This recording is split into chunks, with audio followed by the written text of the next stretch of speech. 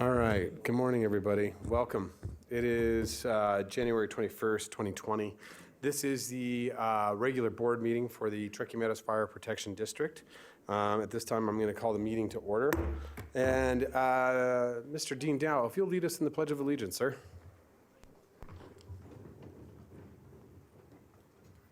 I pledge allegiance to the flag of the United States of America and to the republic for which it stands, one nation, under God, indivisible, with liberty and justice for all. Thank you, sir. All right, Madam Clerk, can I get a roll call, please? Certainly. Bob Lucy, Chair. Here. Marcia Burkbigler, Vice Chair. Here. Kitty Jung. Present. Von Hartung. Here. Jeannie Herman. Here. Fire Chief Charles Moore. Here. Deputy District Attorney Nate Edwards. Here. I'm Nancy Parent, County Clerk. You have a quorum, Mr. Chair. Thank you, Madam Clerk. I appreciate that. All right, Chief, we are on to item 3. Item 3 is public comment. Comment heard under this item will be limited to 3 minutes per person and may pertain to matters both on and off the Board of Fire Commissioners' agenda. The district will also hear public comment during individual action items with comment limited to 3 minutes per person. Comments are to be made to the Board of Fire Commissioners as a whole. All right. Madam Clerk, do we have any public comment signed in this morning? I don't show anyone signed in under number 3. Okay. Is there any public comment wishing to speak? Seeing none, we'll close public comment and bring it back to the board. Chief, we're on to item 4. Item 4 is Commissioners, Fire Chiefs announcements, requests for information, topics for future agendas, and statements relating to items not on the agenda. All right. Chief, do you have anything this morning? Mr. Chairman, if I may take out of order item 11 and put that before we hear item 9.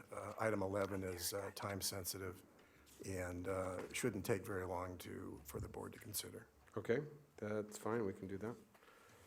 All right, commissioners, does anybody have anything that they'd like to add this morning? Seeing none. All right, moving right along. All right, we are on to item 5. This is our consent agenda. All right. Is there any items on the consent agenda at this time that anybody would like to have anything discussed further or anything taken out of order? Nothing? Commissioner Hartung. Motion to approve. I have a motion from Commissioner Hartung. Do I have a second? Second from Vice Chair Burkbigler. All those in favor signify by saying aye. Aye. Mr. Chair, Yes. did we call public comment on it? Yes. Madam Clerk, was there any public comment on item 5? Excuse me while I go back to that. That was just Commissioner Hartung is the only person I had signed in.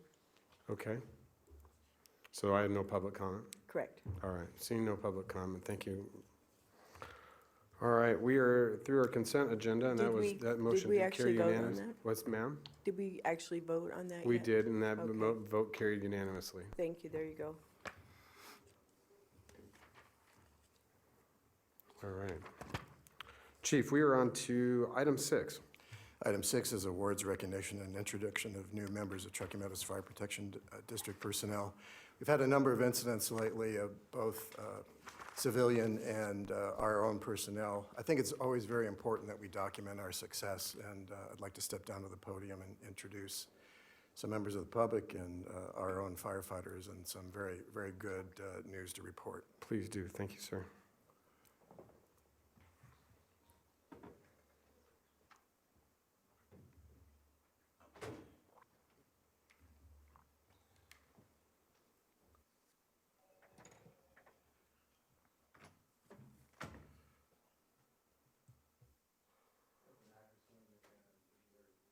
And paramedic Chase Perham, would you join me at the podium?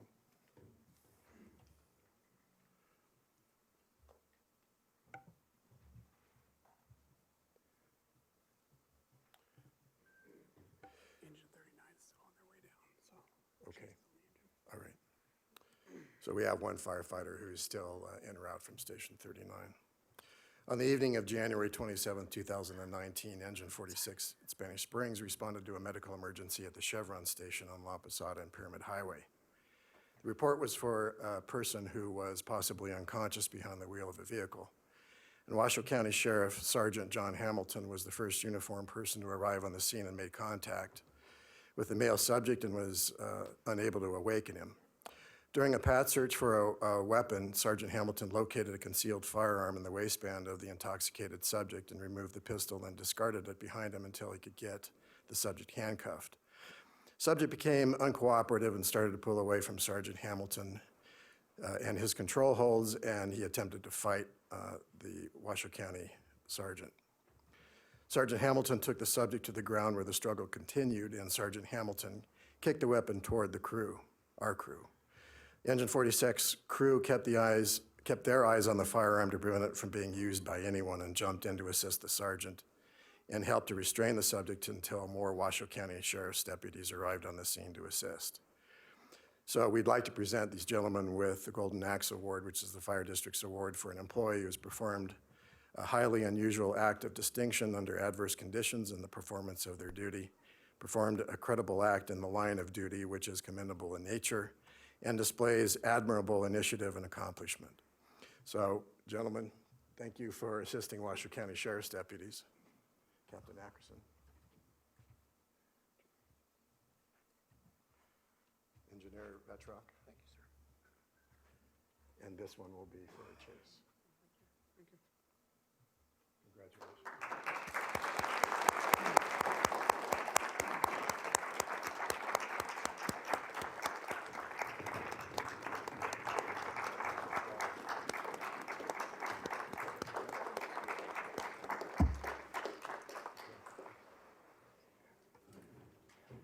Sergeant Hamilton, I understand you're here. Is there anything you'd like to say?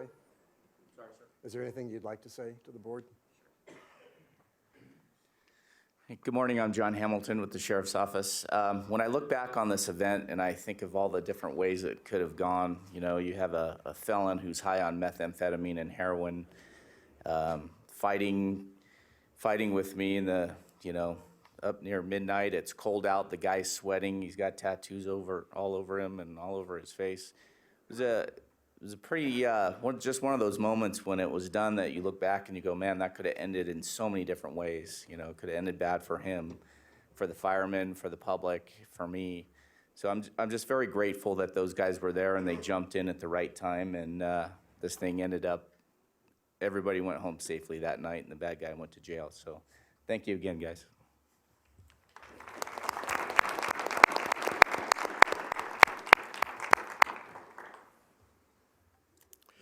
The next award is on May 29th, 2019. Mike Friend, who's the Western Region Fire Management Officer for Nevada Department of Forestry, suffered a cardiac arrest.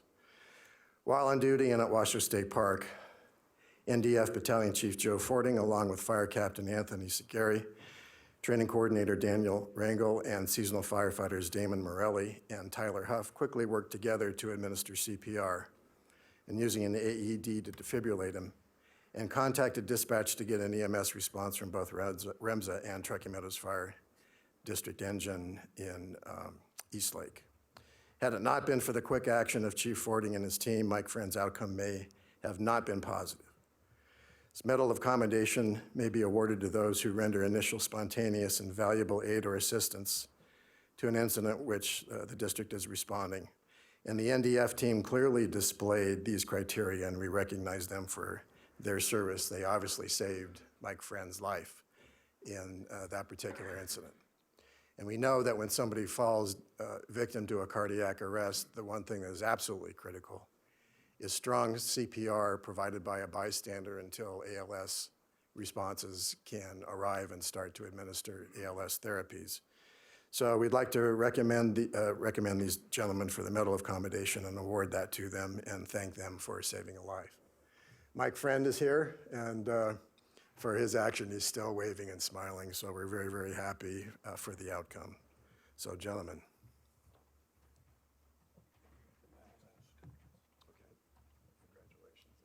Thank you, Chief.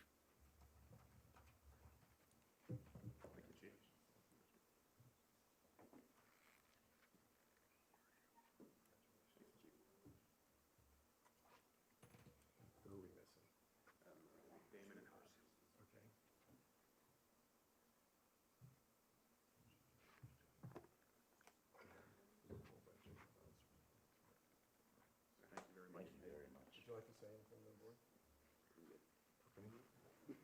All right. Thanks, Chief. Thank you. Yes, please. So again, my name's Mike Friend. I'm the Western Region Fire Management Officer, and that morning of the 29th changed my life completely. But had I not surrounded myself with professionalism and just good people that we always train and we always work, and I appreciate every one of you guys all the time. I've told you 100 times, but I'll tell you again, I appreciate it. So thank you very much.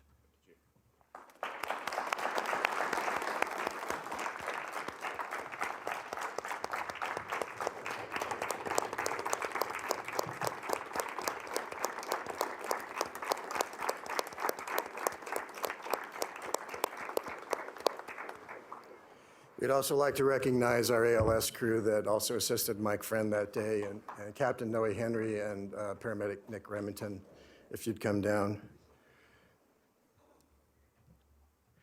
Firefighter paramedic Slade Romig is unable to attend, so gentlemen, I'm pleased to provide you this award, and thank you for your service to the district and for saving Mike.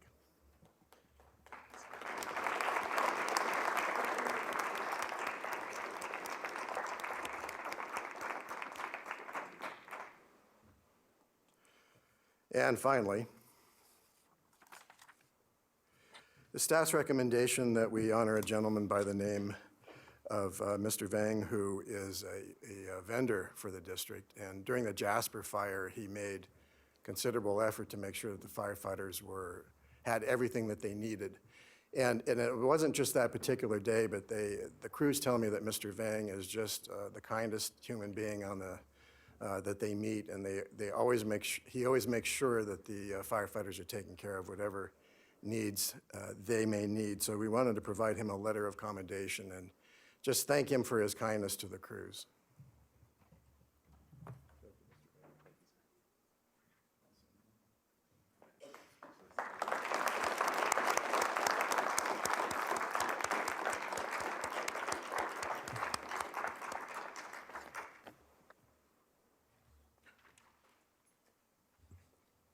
Ladies and gentlemen, we are very fortunate here in Truckee Meadows to have amazing staff, and I can, as you see here with the individuals that are here with us in the audience and the dedication they put towards service today. Thank you again for all that you do in keeping our public and our region safe. So thank you. One round of applause for everybody who got an award tonight.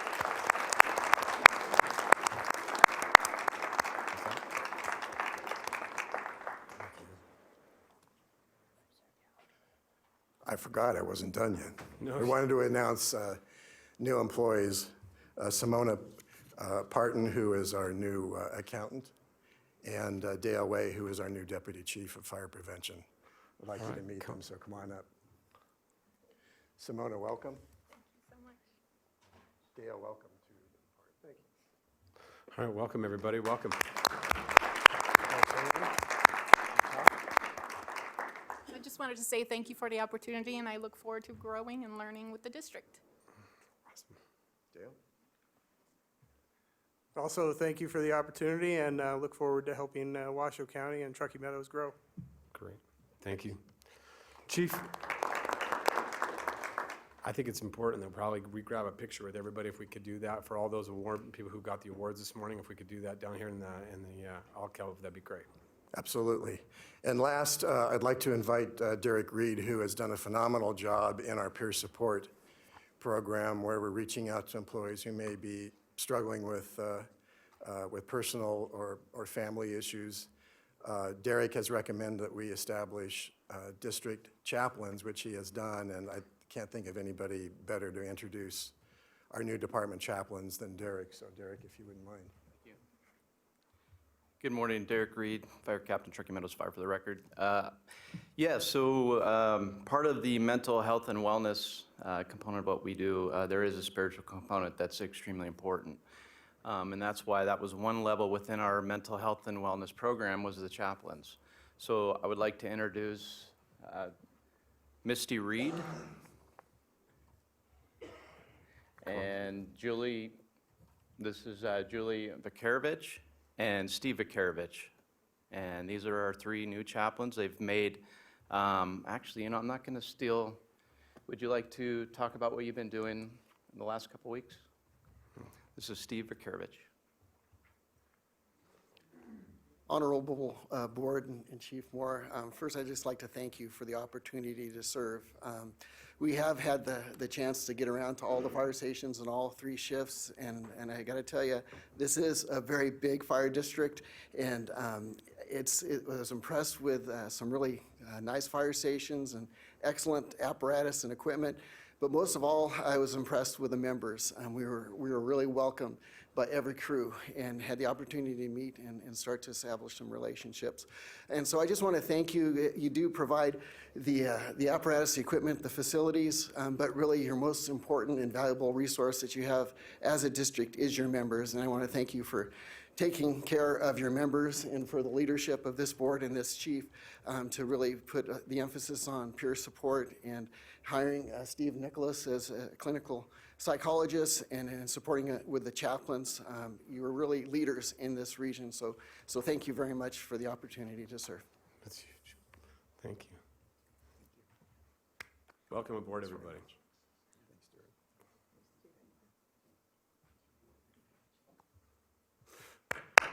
Welcome.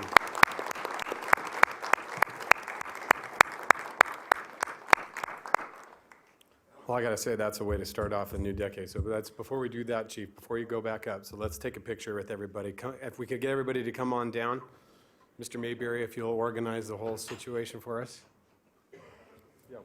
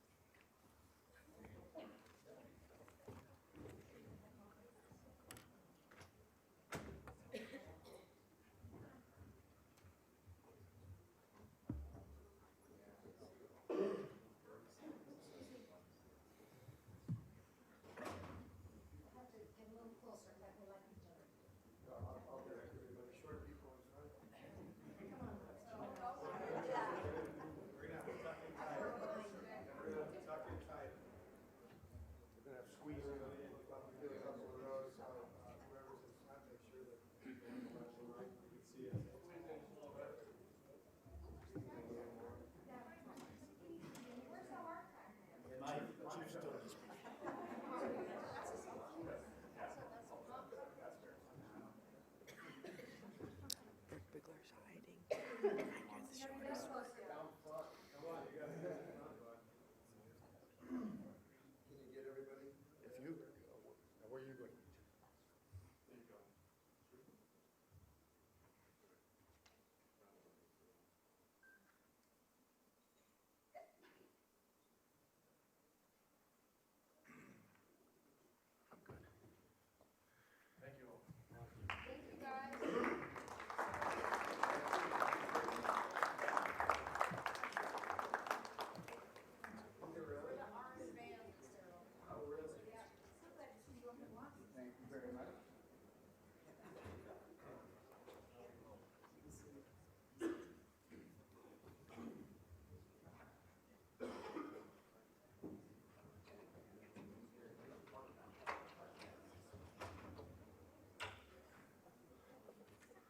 Now, that's the way to start off a new decade. Let me tell you, with a good staff like that and good quality individuals, nothing warms your heart more than that.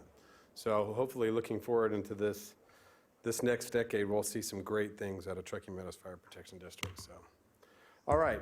With that being, we are on to item 7, Chief. Item 7 is the International Association of Firefighters Local 2487 report. And President Josh Cutts will be here to present. Good morning. Good morning, Mr. Cutts. Welcome. Thank you. Josh Cutts, President, Truckee Meadows Firefighters Local 2487. The only thing we have today to present to you guys is update on our 8th annual Guns N' Hoses tournament for the Northern Nevada Children's Cancer Foundation. So each year, 40 children are diagnosed with cancer in Northern Nevada. The NNCCF is the only organization dedicated to supporting children with cancer and their families in our region. Local 2487 and the Washoe County Sheriff's Deputies Association will co-host the 8th annual Guns N' Hoses Golf Tournament on April 27th at Lake Ridge Golf Course. All proceeds from this event will be donated to the Northern Nevada Children's Cancer Foundation. Like I said, this is the 8th annual Guns N' Hoses Tournament. This year, we're expected to exceed $150,000 going back to the North Nevada Children's Cancer Foundation when you combine it with the last 7 years. That's a pretty big deal.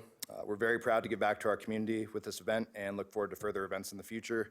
I know a few of you commissioners have golfed in this in the past. We hope to see you guys out there and support our cause and support the region. So that's all I have. Thank you for your time.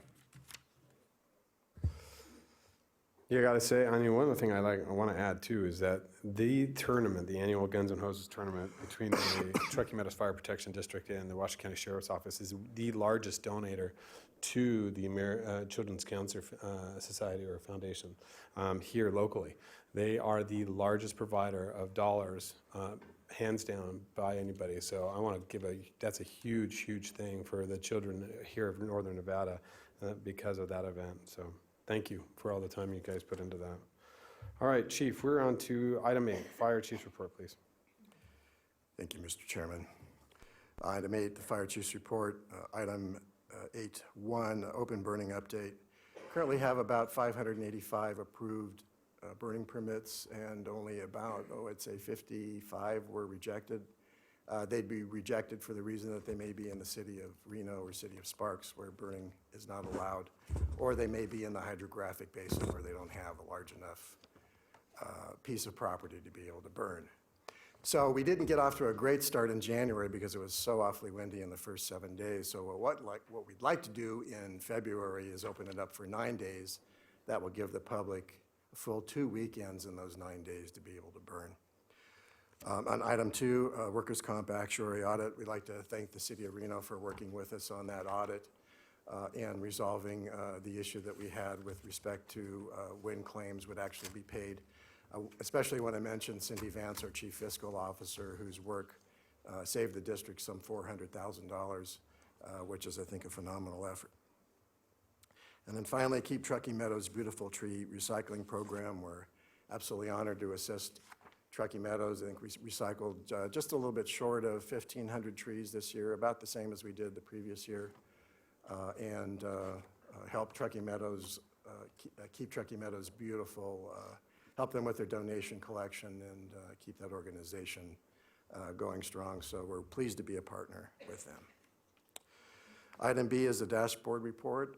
If there's any items in the dashboard report, I'd be glad to take new items or answer questions about the existing items on there. Are there any questions by any of the commissioners on the dashboard? All right, seeing none. Go ahead, Chief. And then a review of recent critical calls and response statistics. I will mention that we had 4 structure fires in 3 days in the last few weeks, and the crews did a great job on that. It was just one right after the other. It's typical that we see a lot more structure fires in December, January, and February, so my hat's off to the crews for responding in such a great way. That concludes my report, Mr. Chairman. All right. Are there any discussions on any of the reports or anything within the chief's report? Seeing none, is there any public comment, Madam Clerk? All right, looking for a motion to accept the report. I have a motion from the Vice Chair, second from Commissioner Hartung. All those in favor signify by saying aye. Aye. All those opposed, motion carries unanimously. All right, Chief, on your request, we are going to jump over to item 11. Thank you, Mr. Chairman. Item 11 is authorization for the district to purchase 5 Type 1 structural fire engines through Superior Equipment for a total cost of $3,495,000 in accordance with NRS 332.115, exemptions to requirements for competitive bidding. And this is for possible action. Chief Kukulis will introduce this, describe the issue to you. Welcome, Chief. Good morning. For the record, Alex Kukulis, Deputy Chief of Truckee Meadows Fire. I'll just keep this brief, but in a nutshell, we've, for the past several years, adopted a apparatus replacement plan of 10 years frontline service for our Type 1 engines, 15 years for the Type 3s. This staff report is to purchase 5 new Type 1 engines. This is a bit of a departure from our methodology in the past where we've come to you buying, on average, about 2 new engines a year to maintain that schedule. Rather, we're now approaching this from a bulk 5-year purchase, so we'll be able to buy 5 new engines with this approval and then not visit this again for about 5 more years. We do also have to come back to you in February for the Type 3 apparatus to maintain that schedule. We had some last-minute changes to the specs that caused that to have to come then. But by doing this now, we're avoiding some cost increases to the vendor. It was just notified over the weekend that there's another bulk quantity discount of an additional 0.5%. So anyhow, these are effectively the same spec as those 2 most recent ones that we took delivery of this last year, the new black and red scheme, if you remember those correctly. So it's 4 standard Type 1s, one's 4-wheel drive. That one will be located up in the Galena Forest area. Aside from that, if you have any questions, I'm available. Any questions by, all right. Any public comment, Madam Clerk? I have no one signed in. All right, seeing no public comment. All right, I will call, looking for a motion. So moved. I have a motion from Commissioner Hartung, second from the Vice Chair. All those in favor signify by saying aye. Aye. Aye. All those opposed? Motion carries unanimously. Could you mark your screens with your vote, please? Thank you. All right, please affirm your votes. Motion carries unanimously. All right, Chief, we are on to, that takes us to item 9. Thank you, Mr. Chairman. Item 9 is a continuation of discussions from the September 17th, 2019 presentation of the deployment plan and possible direction to staff regarding the deployment plan that includes new stations, new locations of existing stations, future district fire stations, and firefighting personnel. 1 is a possible consolidation of Station 30 Bowers and Station 32 Eastlake and Washoe Valley area of the county.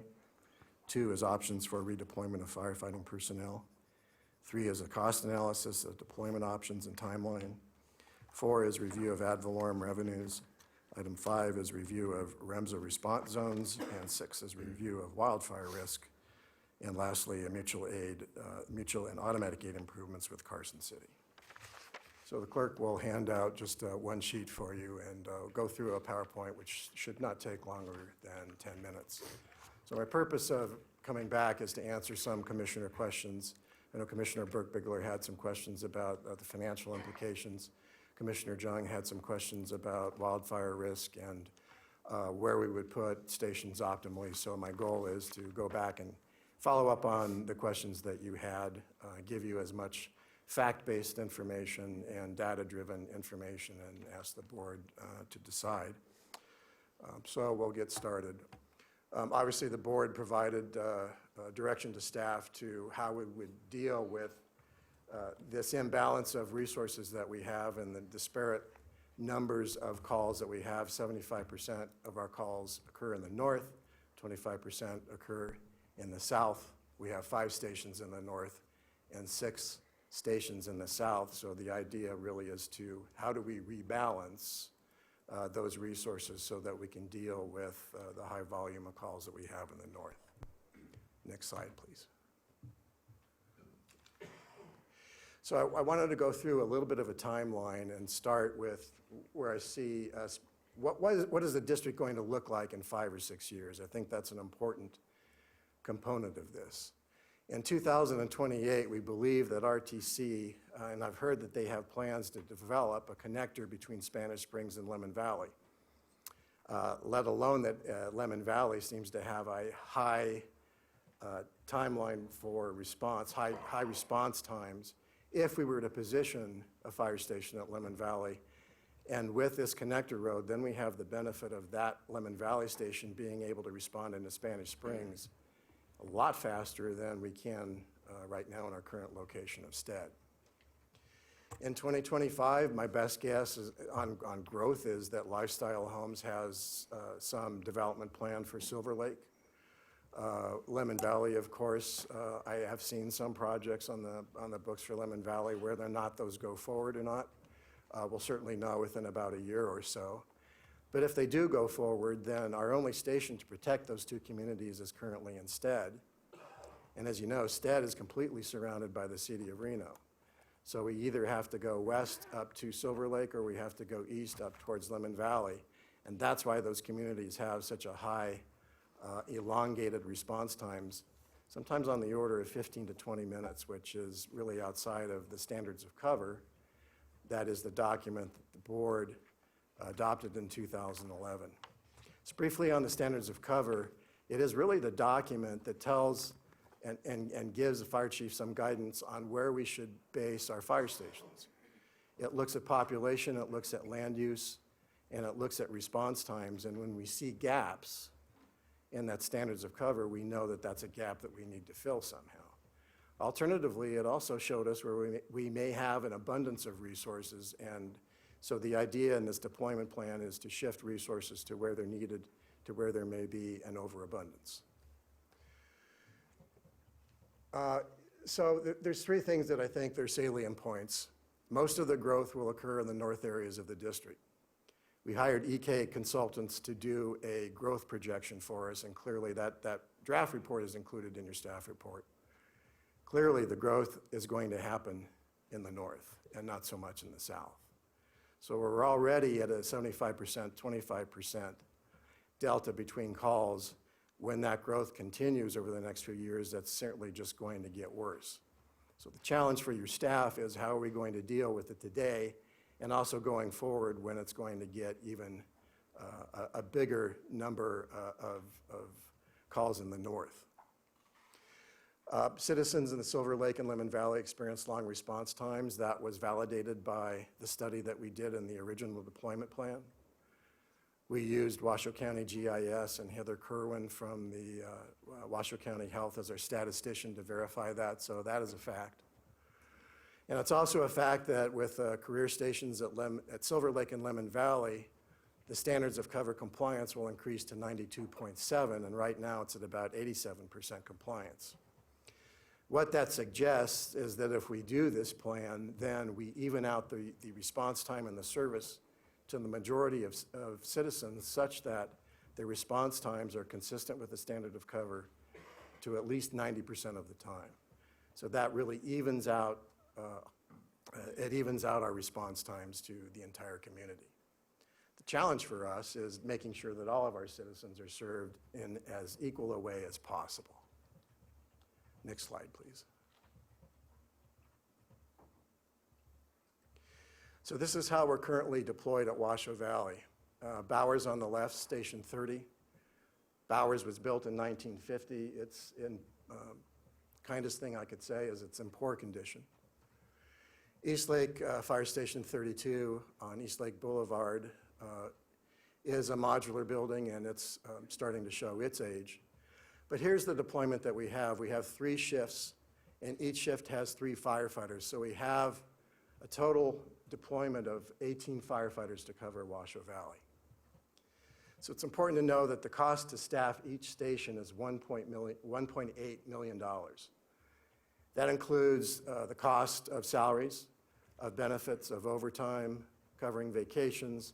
It covers services and supplies, and it factors in the depreciation on the engine. That number does not figure in capital, but it does. It is a pretty good representation of each and every station costs that much when you have a crew of 3. So with 2 stations in Washoe Valley, the annual cost to service Washoe Valley is $3.6 million. If you look in your staff report and you take a look at the assessed value in Washoe Valley, including Pleasant Valley, the revenue that we generate from that area is only $1.6 million. So I don't think it's a good idea to necessarily base fire stations where there's assessed value, but nevertheless, I think it's notable to say that the assessed value that comes out of Washoe Valley doesn't pay for 1 station, let alone 2. But to be fair, neither does Silver Lake and neither does Lemon Valley generate enough assessed value to pay for their stations. I think, again, the salient point is that the response times are very, very long to Lemon Valley and to Silver Lake, and what we want to do is to try to even that out. Next slide, please. So this is what the resources at a consolidated fire station in Washoe Valley would look like. We would drop it from 18 firefighters at 2 stations to 1 station with 12 firefighters and 4 firefighters per shift, going up 1. REMSA has committed to establishing a paramedic ambulance at that consolidated station. Right now, they're based at Wedge Parkway, which I don't know the exact time it would take them to get from Wedge down to Washoe Valley, but it's got to be on the order of about at least 12 to 15 minutes, I would think, and if they're there. So REMSA is not always deployed at Wedge Parkway. If there's a lot of need for ambulances, Wedge Parkway can be gone, so we might see an ambulance coming from anywhere in downtown Reno or elsewhere down to Washoe Valley. Washoe County Sheriff's Office has said they would like to base a substation where there's no substation now. That doesn't mean that there would be a sheriff's deputy at that substation all the time, but it does mean that there's a place for deputies to go and write reports, interview witnesses, to fuel their vehicles, to wash their vehicles, and do whatever the deputies need to do administratively from that same station. I've had some discussions with NDF. The Bowers Station would likely convert to either an NDF fire crew, wildland fire crew, or it's possible that the United States Forest Service would want to base a wildland fire crew there as well, or maybe even BLM. So I don't think that that resource would necessarily go away. We would look at putting something else in its place.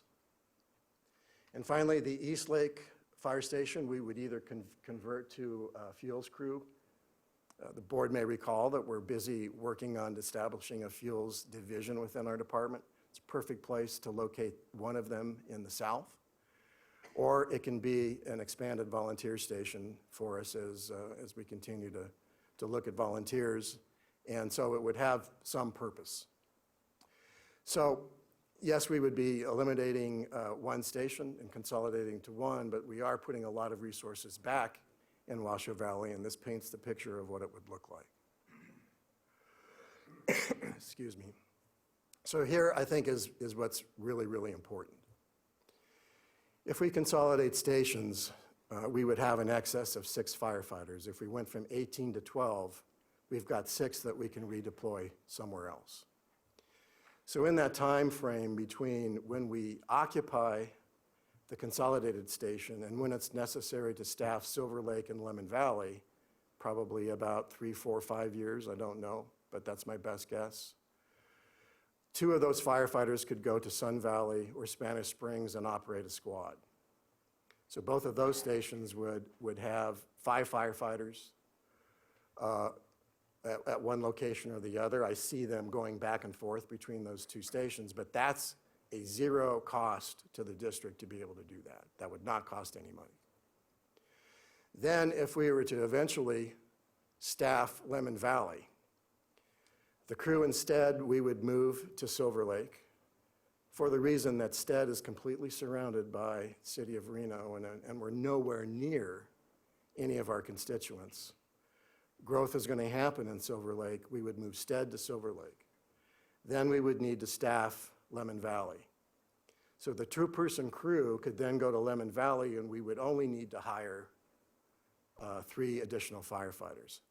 So what's really important that we would save $1.2 million each year versus leaving at the status quo, which would cost $1.8 million to staff a whole new station in Lemon Valley. So $1.2 million obviously is a significant amount of money. I mean, that's a new ladder truck every year. That could be an engine and a tender. It could be additional employees that we put into the system. The board has a lot of options then what it could do with that $1.2 million. So it's my considered opinion that we would still be able to maintain a high level of service in Washoe Valley. We would enhance our automatic and mutual aid relationship with Carson Fire. We would add additional software components to where the dispatch process speeds up quite a bit. And it's not just Carson City helping us, it's us helping Carson City. Anytime they have a large structure fire, they empty out all of their stations in their entire city and they need coverage, which we typically would provide. When we do, we would bring another station down from Galena to cover Washoe Valley. The board may recall I've made a commitment that we would keep Washoe Valley as an always covered station. So we will not pull Washoe Valley out when we have a large wildfire in the north. The only time it would be empty is to assist Carson City or if there's a major catastrophe somewhere in the county, no matter whose jurisdiction it might be, which is a rare event.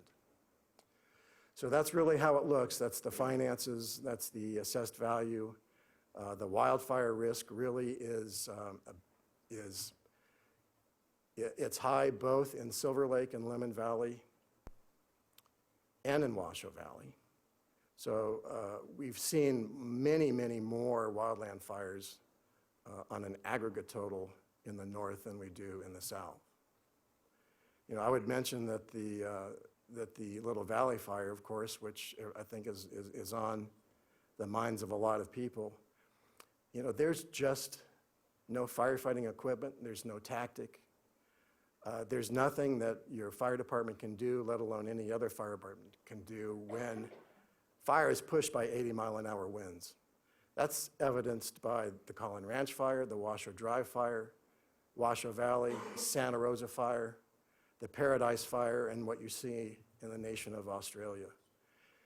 So I'm going to say that the amount of resources, whether they're 1 station, 2 station, or 3 stations, when in a wind-driven fire, are really don't play a factor into that, because they're so difficult to be able to try to stop. In fact, a lot of times you can't stop them because at 3 in the morning you can't get aircraft, you can't do anything about the wind. And our best case was to try to save as much property as we possibly could. And those fires take a regional effort. Reno, Sparks, Carson City, NDF, Forest Service, BLM. We had as many firefighters as we could muster in northern Nevada to bring to bear on Little Valley. But nevertheless, the day-to-day calls, I believe, were better under this proposed consolidation, because we have a crew of 4, we have REMSA, which now makes the crew 6. We will have Washoe County Sheriff's Department there on occasion. And it does give the board some options for growth going into the future. So I will conclude with that and answer any questions, Mr. Chairman. Thank you, Chief. All right, so this is going to be it's a very difficult topic that we're having discussions about. First, I'd like to make a quick statement. You know, obviously, I've received a number of emails from individuals throughout my district, specifically Washoe Valley, in regards to these discussions this morning. So what I'd like to do is start off by saying I've heard a number of your concerns, and we're going to try to address a number of your concerns this morning. But I would ask that everybody maintain some professionalism as we talk about this. These are challenging discussions and difficult topics to have, discussions to have. So with that being said, I'm going to turn this over to Commissioner Hartung. Thank you, Mr. Chairman, and I have a bunch of questions. I'll try not to take up too much time. Chief, how did we get to the point that we have 2 stations in Washoe Valley co-located? I mean, I've lived in Spanish Springs for 33 years. We've had a station out there. We did have BLM co-located in one of the bays when I first moved out there. But Spanish Springs has experienced huge amounts of growth. And of course, we've also seen elder facilities, which are a real driver for calls. My own parents have used Sparks Fire. So, I mean, I'm blessed that they were available. But how did we get to that point, Chief, that we have 2 stations in Washoe Valley? Prior to the district standing up in 2012, there were actually 2 fire districts. One, Sierra Fire, was on the west side, and Truckee Meadows was on the east side. The Sierra station really came into being from what used to be the NDF Forest Fire District, which morphed into Sierra Fire after time. So it really wasn't by design of trying to cover the whole valley. It was just simply the political reality of having 2 different districts who served, one district served one half of the valley, and the other district served the other half. So when we merged Sierra Fire and Truckee Meadows back in, I think, 2014, we absorbed both of those stations. And in fact, this was actually studied at some point. Chief Kukulis helped me on the name of the Diamante study, thank you, that actually looked at that and considered, do we really need 2 stations in Washoe Valley? And it was their opinion that when the interstate was developed and came in, it would increase response times and would possibly make the need for 2 stations unnecessary. Okay, unnecessary. If I may, Mr. Chairman, I've still got a couple more questions. Thank you, sir. So, do we have enough rescue vehicles now? You were saying moving Spanish Springs to a 5-person crew. So does that mean that we would also have a rescue there and potentially a rescue in Sun Valley, the 2 busiest stations in the region? Yes. So when I say rescue, it would be more like a squad, which the rescue is more like an ambulance. We anticipate a squad. Okay. Which is a vehicle that does not have any firefighting capability, but it does have rescue capability.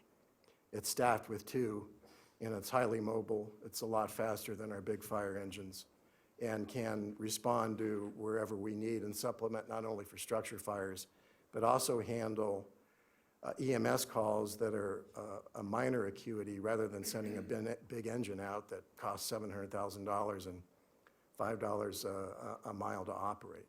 So that's the theory behind a rescue. Okay, no, and I'm very understanding of the need, especially in Spanish Springs, given the fact that we have an elder facility, Cascade of the Sierra, and this board just approved a continuum of care project. So those are the realities of our region. We're aging.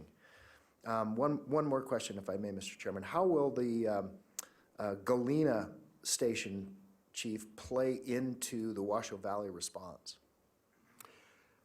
Thank you for the question. Galena Fire Station will play a big part in Washoe Valley response. It's able to come down to Galena through the back way through St. James Village. There's a road that comes down, and they can actually get from their station down to the bottom of Washoe Valley in, I think, about 4.5 minutes, maybe 5 minutes. Okay. So they're the second due. Carson City would come in for a fire.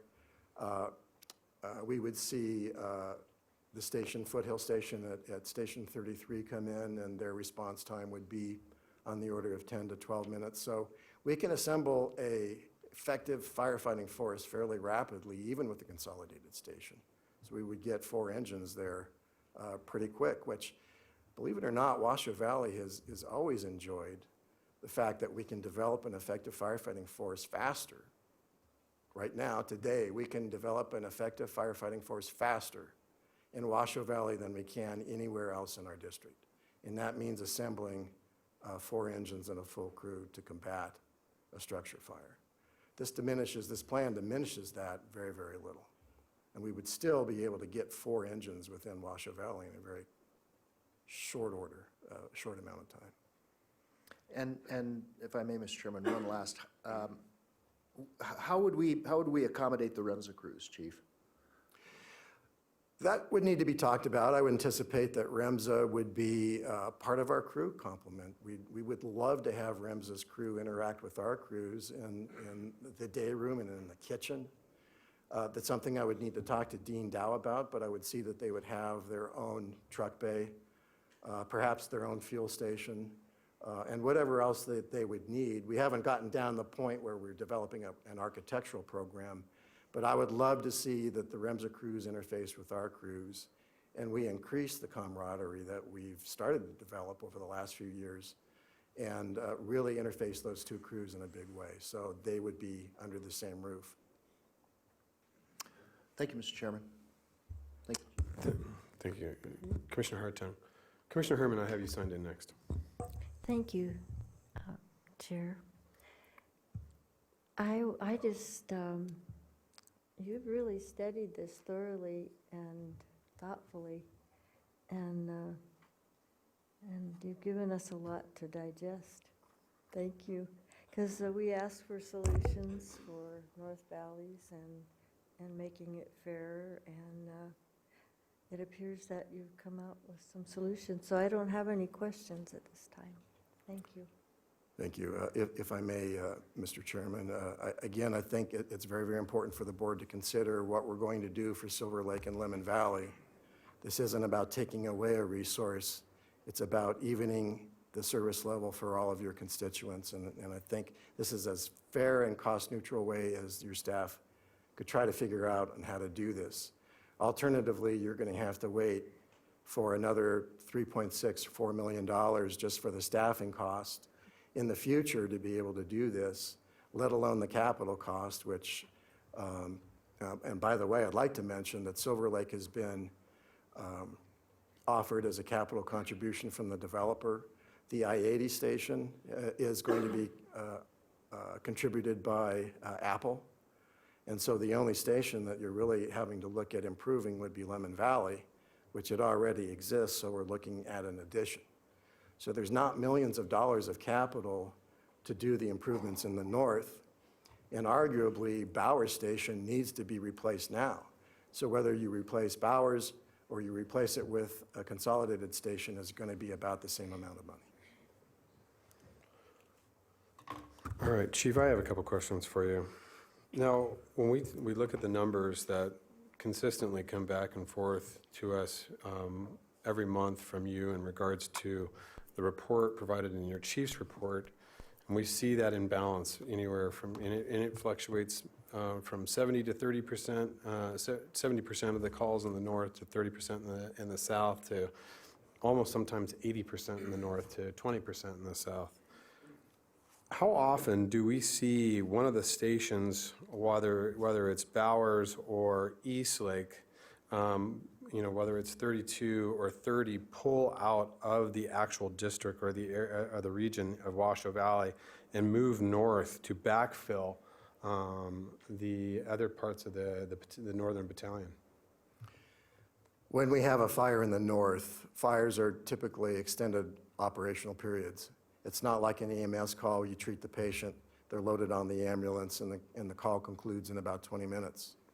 A brush fire is 2, 3, 4 hours, sometimes days. Structure fires are usually 2 to 3 hours, and so most of those fires are happening in the north. And we have to take almost all of our engines, even with mutual aid from Reno and Sparks, we have to commit most of our engines in the north to that call.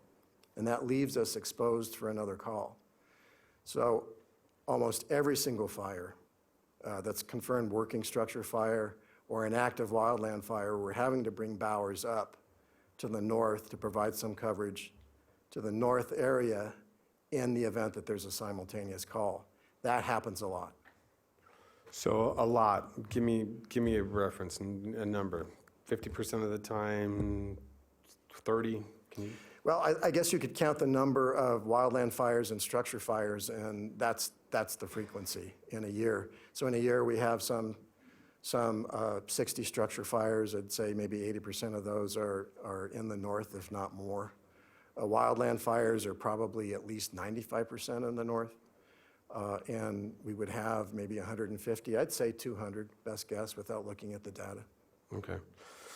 Now, a lot of the concerns that I've received from constituents down in Washoe Valley is that they're concerned, obviously, that the consolidation of the station, as you've shown today, that will diminish service to a factor that run times will decrease, and because a majority of the calls, as we see, 70% of our calls are EMS for any station.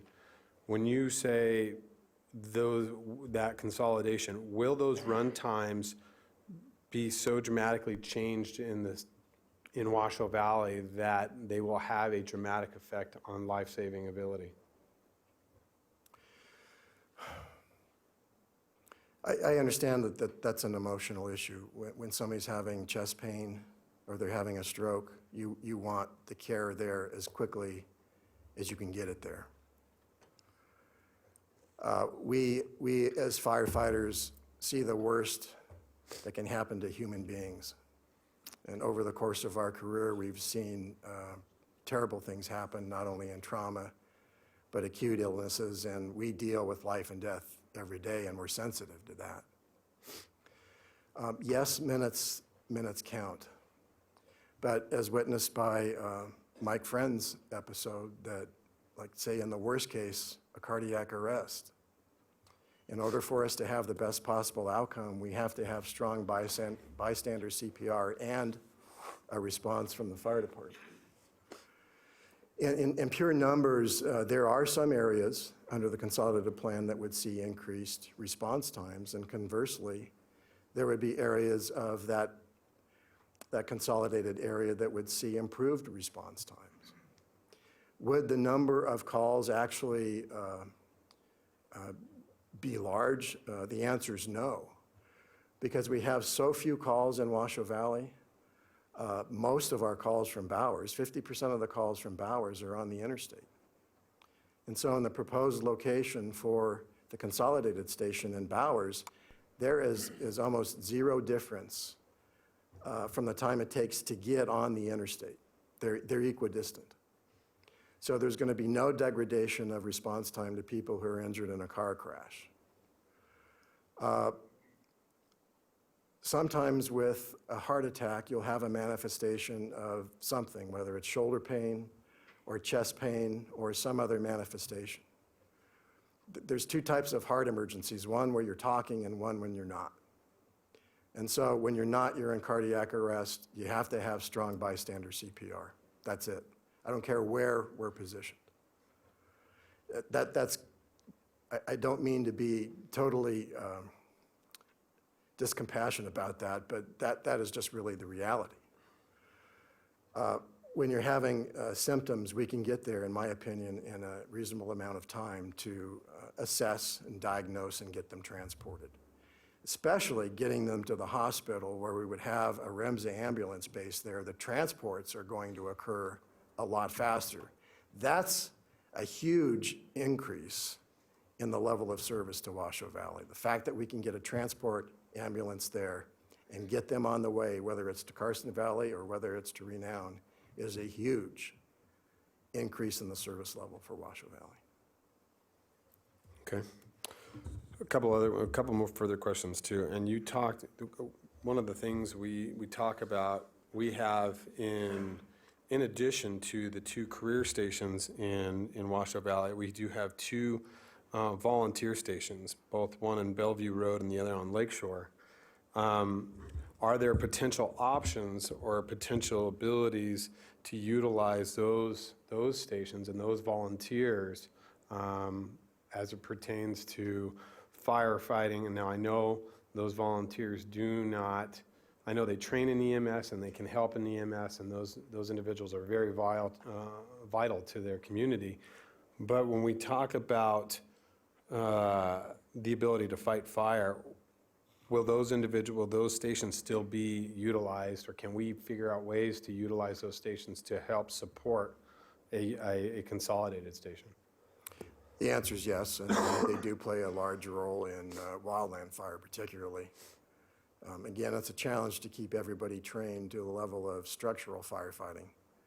That's been a challenge for us. I'm not optimistic that they would be combat firefighters where they would go inside the structure, but I do see them playing a role in delivering water through water tenders and providing air, light, and support for breathing apparatus. All of those resources you need to bring to a structure fire. So yes, they would be a component of that. Probably not a duplicate of the career station, but they would be a supplement. And in a no small way would they supplement the operation. Okay. And then one final question too. When we talk about the consolidated station, now Eastlake, from my understanding, Eastlake's run area goes all the way up into Pleasant Valley, almost to Toll Road. Is that correct? Yes. Okay, so quite often Eastlake is actually servicing the Toll Road area in conjunction with station, that would be station 33 off of Foothill. Is that correct? Yeah, it would. We've calculated what engine gets to what address faster, and so dispatch will automatically always select the engine that will get to the address quicker. But we can use 33 all the way into Geiger Grade if needed, if station 33 happens to be out. But in a lot of critical calls, it will be 32 and 33 that will respond. All right, great. Mr. Dean Downer, I know you're here maybe in a simple capacity. Can I ask you to come up really quick?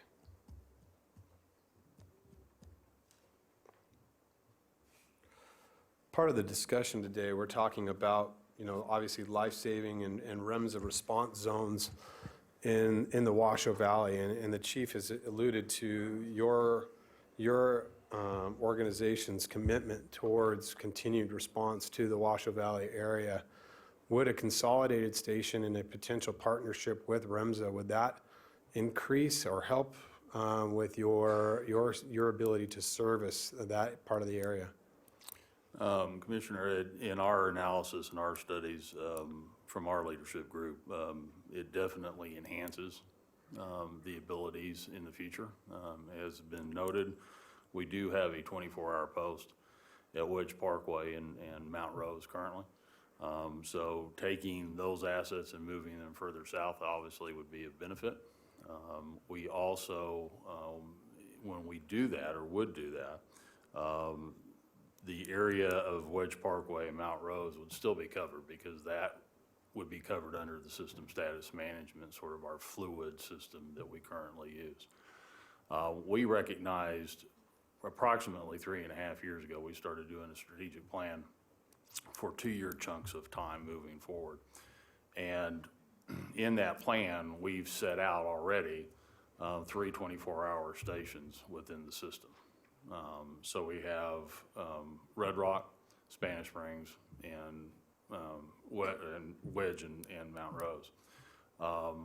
We also, in that study, for this period of time, in our analysis, looked at enhancing the system with single resource paramedic units into the system. That project actually is underway. It started approximately 2 months ago. It's in a test phase right now.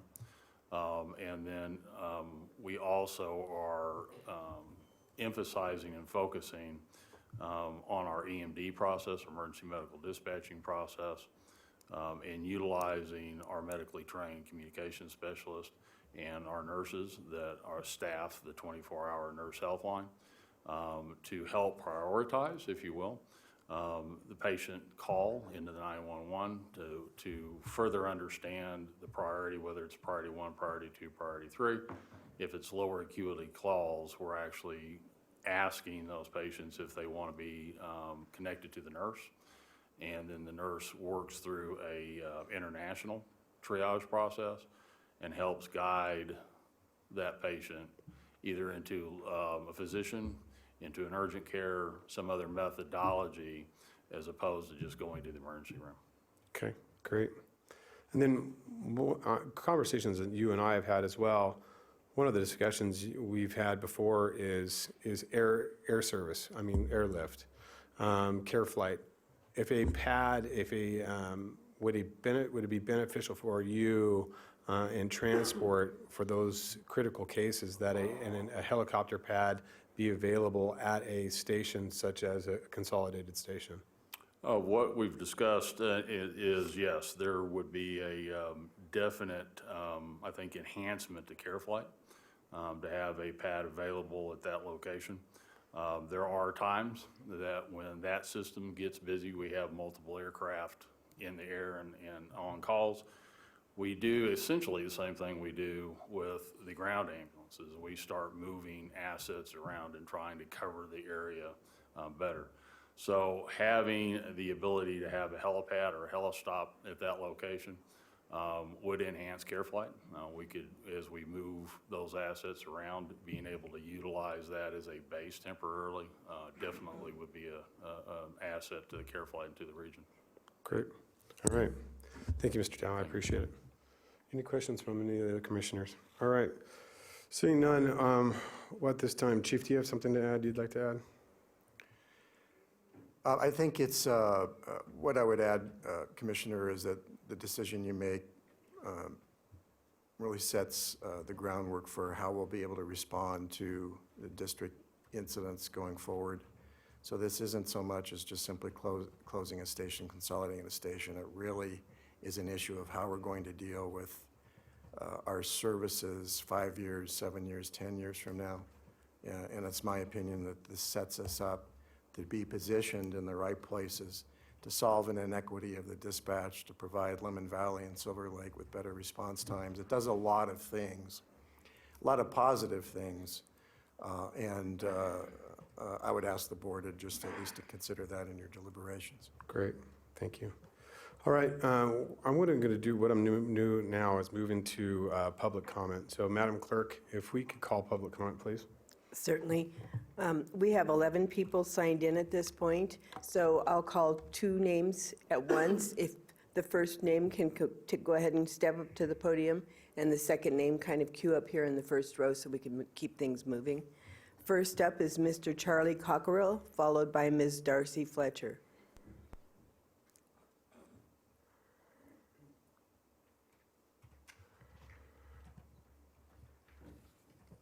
County Commissioners, my name is Charlie Cockrell, and I appreciate the opportunity to speak before you.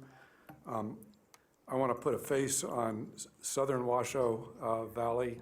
I'm the president of the Homeowners Association at Franktown Estates, and I've got the other 2 board members, Larry Hicks and Dennis Frezzo, that are here with me today. And we wanted you to see faces that we do have a concern.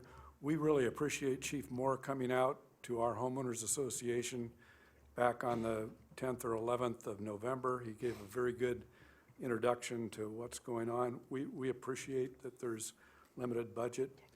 The numbers that have not been talked about, though, that affect us are ages. And if you look at your ages in Washoe County, your mean age is, or median age is 38 years old. In Washoe Valley, it's 53. In our development, it's 70 plus. And our concern, I think, that we want to voice to you as you, whatever you decide on consolidation, I think we would prefer to keep it the way it is, but we understand you have to make a decision, is medical response to South Washoe Valley is a primary concern to our development. I drove from my house to Bowers Station yesterday. It's exactly 3 miles. And then I drove to the lot where you're considering doing the consolidated station. That added 3 miles.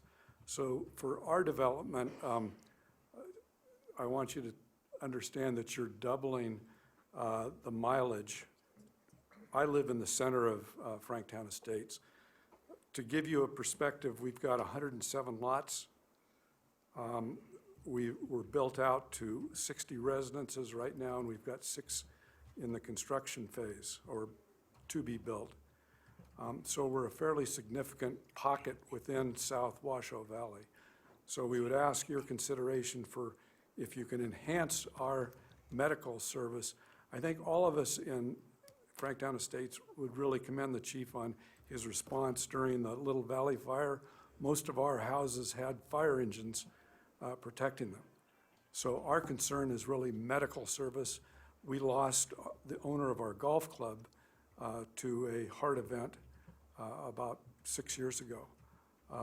That was responded to by CareFlight, but it sensitizes you that we're an aged population, we're 70 plus in our development. And so our concern is, thank you very much. I appreciate the opportunity to speak. Ms. Darcy Fletcher, followed by Mr. Dean Dow.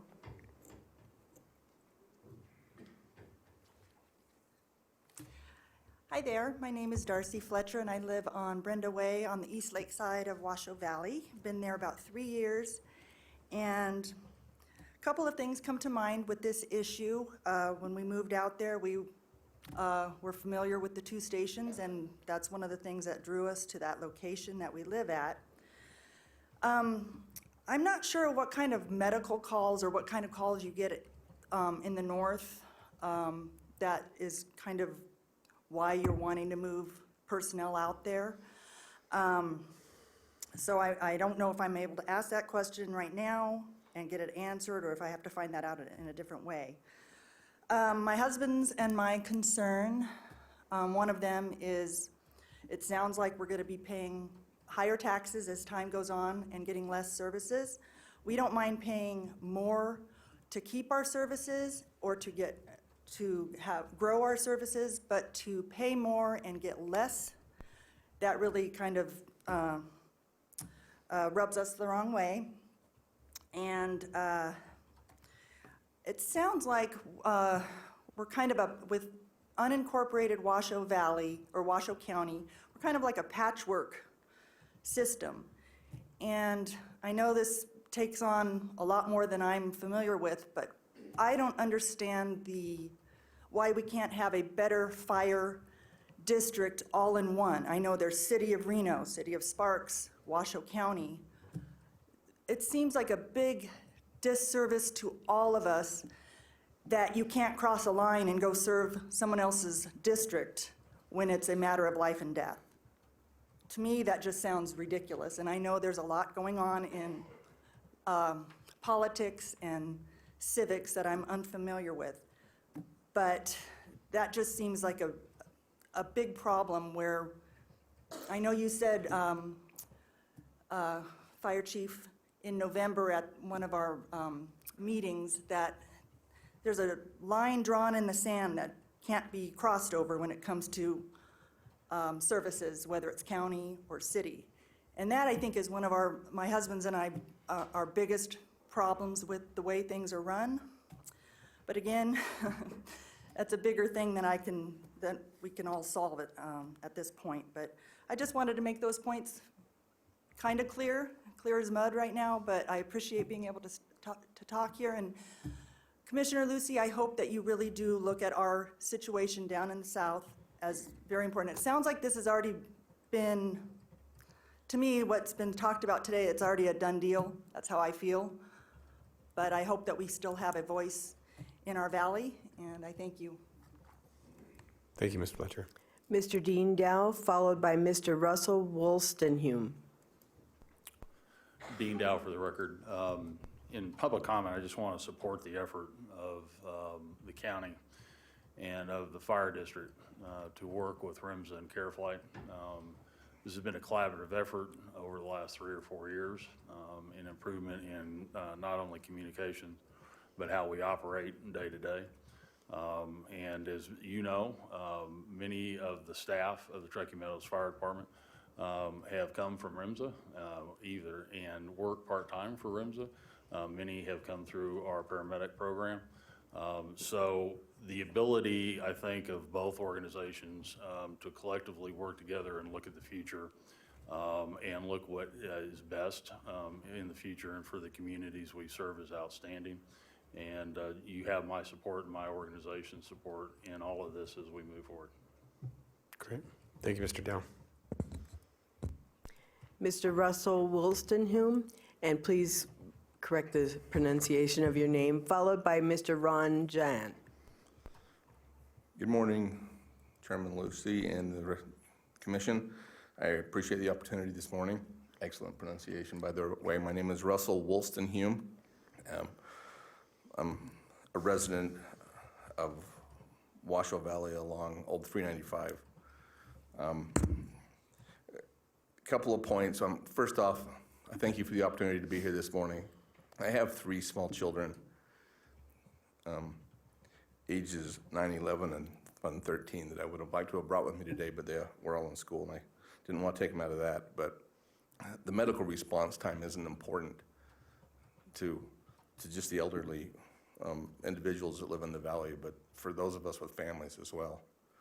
So I imagine that none of you that may have or have raised children would want to have limited access to emergency response, and think about that, and think about the importance of that immediate response.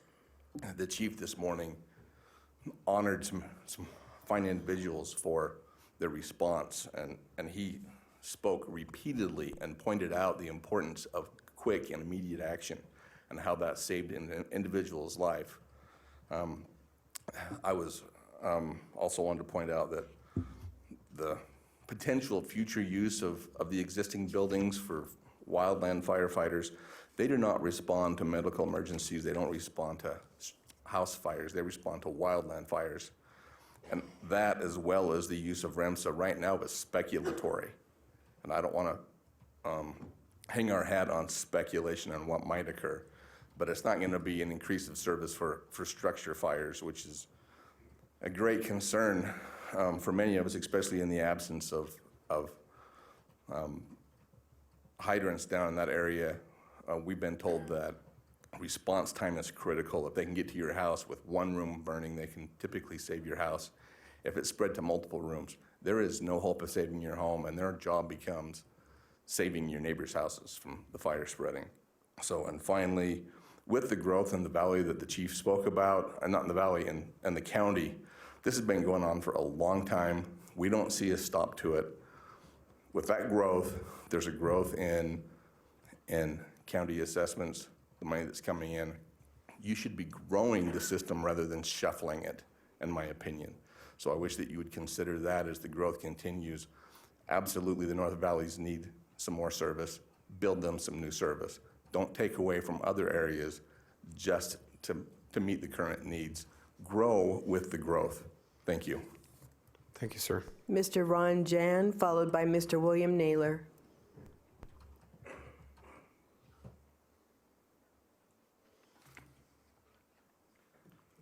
Morning, Commissioners, and morning, Chief. My name is Ron Yan.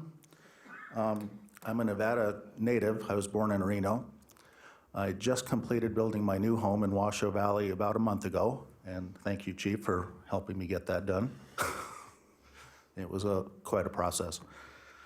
From what I understand, this is going to probably cut our level of service in half, which I personally am opposed to.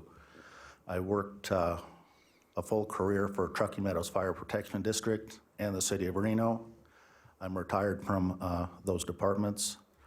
The station on East Lake was my favorite station to work in. I worked a good portion of my career in that station. I know Washoe Valley has a lot of very unique concerns. You have a freeway, you have much heavier fuels than a lot of the other areas in our community. Those need to be taken into consideration. You have a lot of accidents on the freeway going through the valley. You have high winds. I can't tell you how many calls we had in that valley that when something goes wrong, it goes wrong in a big, bad way, and it goes bad fast. That's why I'm opposed to any reduction in service. Another issue we have that's unique to Washoe Valley is there's only, at the most that I can even think of, a handful of hydrants.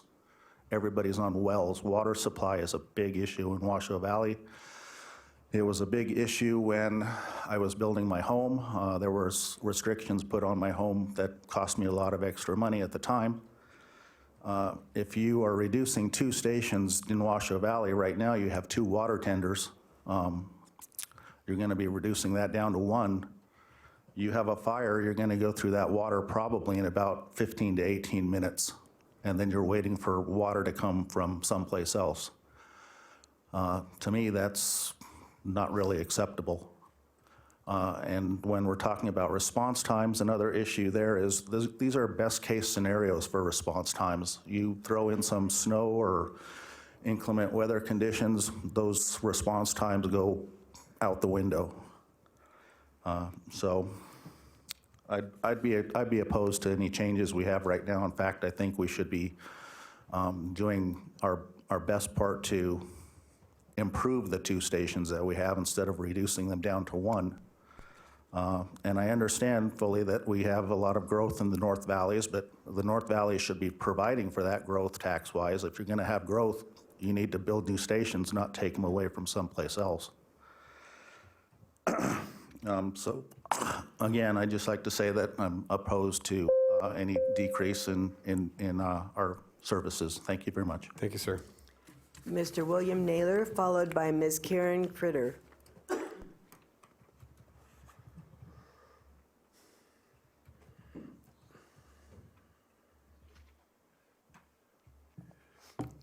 For the record, William Naylor, about a 40-year resident of Washoe Valley.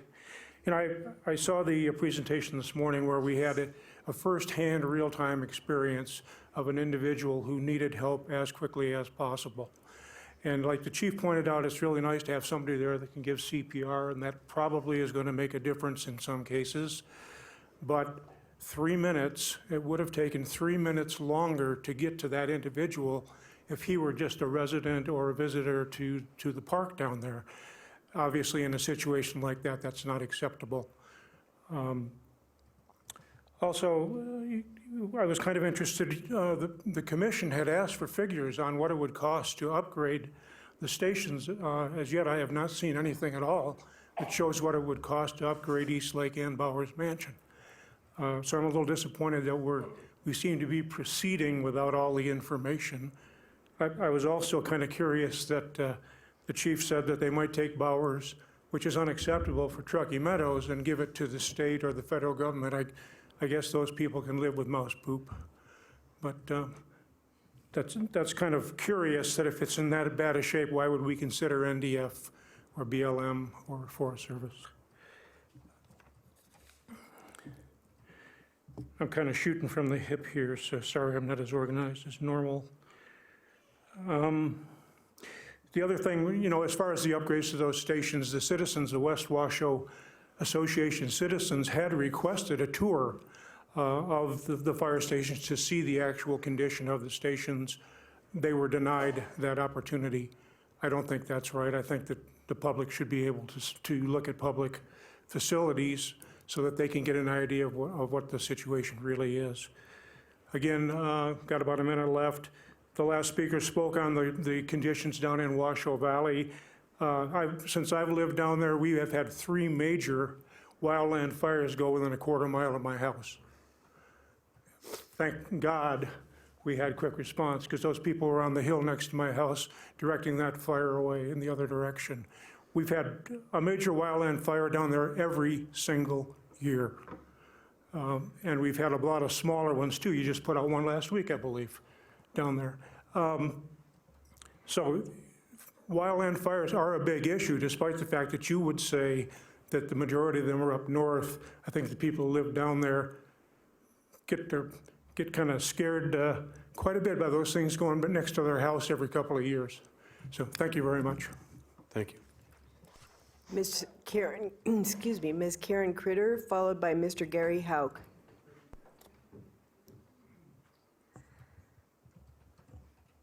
Good morning. Thank you for the opportunity to speak. My name is Karen Kreider, and I live on the east side of Washoe Valley, and we've lived there for 33 years. For those 33 years, we've paid our taxes willingly, and I'm going to, can I get the overhead, please?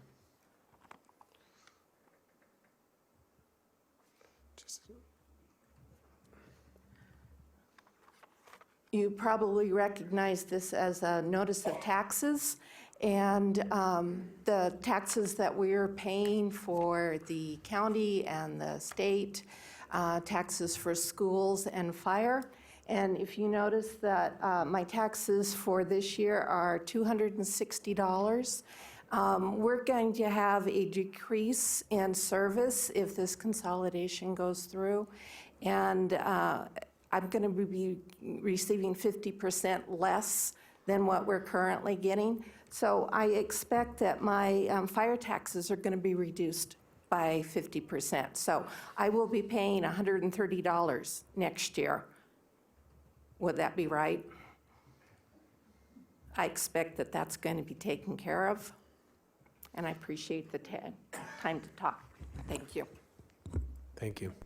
Mr. Gary Hauk, followed by Ms. Cheryl Bailey.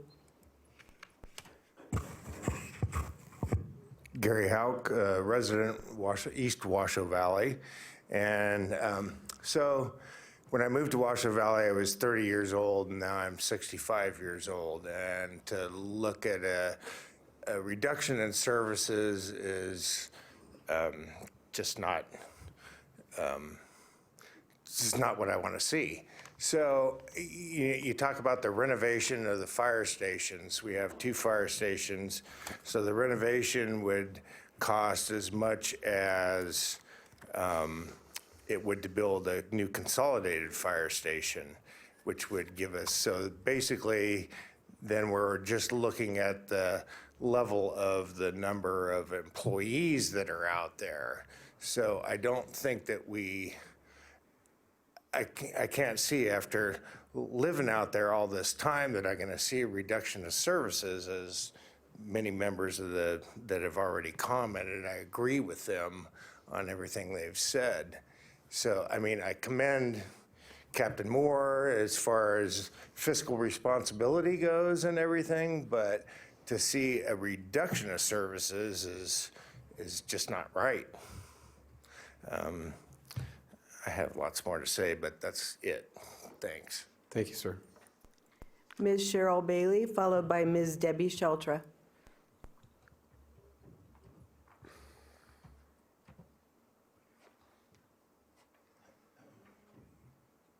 Good morning. My name is Cheryl Bailey, and I've lived on the west side of Washoe Valley at 4105 Old Highway 395 for 44 years. If this consolidation goes through, many people will experience longer response times, which may be the difference between life and death. Many people will also see an increase in their home insurance. The last fire station built on Foothill Road cost over $6 million to buy the land and build a station. That was 3 years ago, and building costs have gone up, not down. The chief tells us that consolidating the stations will eventually pay for itself in savings on salaries, retirement, and health care costs. How many years will that take? How many Washoe Valley citizens will die because of slower response times? The debt service on $7 million has to be great. Even if Washoe County has $7 million in the bank, the loss of interest on $7 million would also need to be evaluated. As a citizen, it does not seem to be prudent spending of taxpayers' dollars. This seems to be an example of government officials being very cavalier about spending taxpayers' money. When my home needs repairs or updating, I do some remodeling. I don't just ditch my home and build a new one. I would bet that Chief Moore does the same in his household. The majority of Washoe Valley citizens do not want consolidation. Many of us are older and may need the paramedic service any day. Instead of 2 paramedics that we now have, we would have only 1, and slower response times. So if Mrs. Smith has a heart attack on the east side and is attended by the paramedic, Mr. Jones on the west side will have to put his heart attack off and wait his turn before the paramedic is available. If Mr. Jones will likely be brain dead and may linger for years at taxpayers' expense. We were promised in 2012 that we would not see a decrease in service if we voluntarily agreed to an increase in our taxes to cover the cost of a paramedic. We've been paying those increases ever since. Once again, we feel that we are being let down by government. Thank you for listening, and please do not take our stations away. Thank you, ma'am. Ms. Debbie Sheltra, followed by Mr. Greg Fleischer. Thank you, Mr. Chairman, my commissioner. Thank you, board, for letting us come. I implore you to please go back to the Diamante study. It went on to say that even though we didn't qualify because of our numbers of calls, we qualified for 2 stations because of our distance. We couldn't drive on water. We weren't religious, and we couldn't drive on water. I didn't think they used the word religious.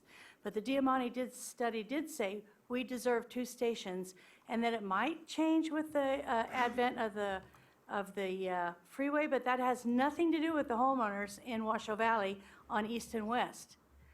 There was another issue. Our tax that we did voluntarily pay this tax, whatever you want to call this tax, it's now 16.7% of my total taxes paid. It is for everybody in the county. I also brought my bill, and I also can give it to anybody to do the math.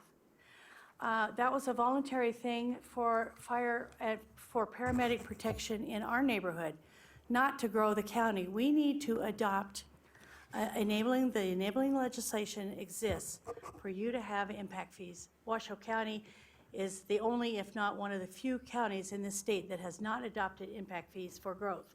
Clark County uses it all the time. That's why they have schools and they're not in trouble with their schools. Why don't we do that? Why are you looking on the backs of the residents like myself who have been in that valley for 40 years and in Washoe County for about 50 years. I'm only that old, so. There was another issue too. We were at the legislature in 2017. This is being built on a house of cards. You and nobody here today has discussed the fact except we have a mutual aid agreement with Carson City. Well, I've talked with Carson City all the time. I talked with Chief Slayman last week. We have a mutual aid agreement to provide service, and it's totally voluntary, and it could be ended at any time. The city of Carson is 55,000 strong. They only have 3 stations. At some point, we're not going to have a mayor like Bob Kroll. He's ready to retire. And we're going to have a community that says we're not willing to send our services out of county. If you take our second station away, we're gone. You can't replace it once it's gone. You should wait. You should go back to the Diamante study. You should ask those people to come in and do another review. They've already said we need 2 stations because of the distance. Many of us were in front of the legislature in 2017. You received a letter from our Assemblyman, Al Kramer. I'm from the south part of the valley, by the way. We were down there because we were almost hysterical with anger and upset because of the delayed responses for all county services. And it isn't 10 minutes and 20 minutes as the crow flies. I had a heart attack with a person in my house, and it was 27 minutes. And even though the fire department disagreed and got in front of the legislature and said it was 13 minutes, I had my bill from Nevada Bell. So we're talking about, in reality, 20, 30-minute response times. Please look at the Diamante study. Please help us. Thank you. Thank you. Mr. Greg Fleischer, followed by Ms. Mandy McNitt. Hi there, my name is Greg Fleischer. Live in Washoe Valley for almost 25 years. Been a volunteer for 11. The solution for the up north problem is we used to have 6 volunteer fire stations up there. We're down to 2, Silver Lake and Red Rock, and it is due because of Truckee Meadows. That is one of the issues. The second issue that we need to talk about is it is going to be impossible. As a volunteer in Washoe Valley for 11 years, it is impossible to run a 3-man, 4-man engine without the volunteers' assistance. We used to run an average between 400 to 700 calls as a volunteer fire station a year. We run less than 10 calls a year now due to the management system with Truckee Meadows. It is sad. All of our volunteers are EMS or higher, Firefighter 1, Firefighter 2, Wildland, and yet Chief Moore and Truckee Meadows does not allow them to respond to calls, or we are paged out to calls. My neighbor, my tenant, has had a heart attack, and yet we don't get paged out for it. And I am a lot closer than 30 and 16. It is a true shame what the fire service has come to, and they want to take it away from us. And it is upsetting because I have donated 11 years of my time to Washoe County to get nothing but less results. I think we could do this in a different way of standing volunteers back up in the north, Lemon Valley to Peavine to Silver Lake, that Chief Moore wants to put into a paid station. It's worked for X amount of years, and all of a sudden it's not working now. You guys got to look at the different studies of the volunteers. The volunteers used to run this district, not the paid guys. The closest engine that used to come to Washoe Valley was from Sparks. This is way before I was born, way before everybody here was born, I would imagine. And yet the volunteers did it. As far as Carson City goes, I've seen Carson City Fire out there less than a handful of times. They're only out there for bigger calls, such as wildland fires or structure fires. As far as medicals go, you won't see them. As far as REMSA goes, there's been multiple times where we're waiting on care flight. They're the sole responder. I wish you guys could do a tour and see exactly what it's like to be out there. It's been multiple times. A cardiac arrest call could last, they don't last minutes. They could last an hour or even 2 hours, before that paid engine or volunteer engine is up for response. And not alone, even if there's a fire, by the time that engine gets back into their station for rehab and puts their engine back in service, could take another couple hours. I've been there. We need to be a community, and I'm a volunteer with Truckee Meadows, and we need to focus on the bigger outcome. Thank you. Thank you. Ms. Mandy McNitt, followed by Mr. Thomas Daly.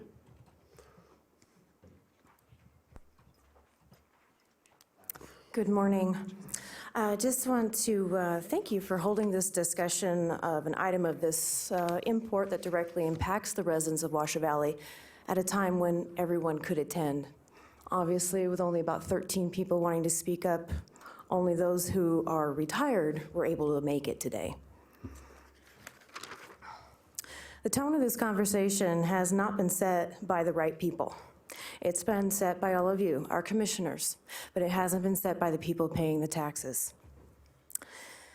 And the tone that you have given and the statements that you have made at times in some of these meetings leading up to today is that based on our use or lack thereof of our stations, we don't deserve to even have one. And it is that tone that is not correct.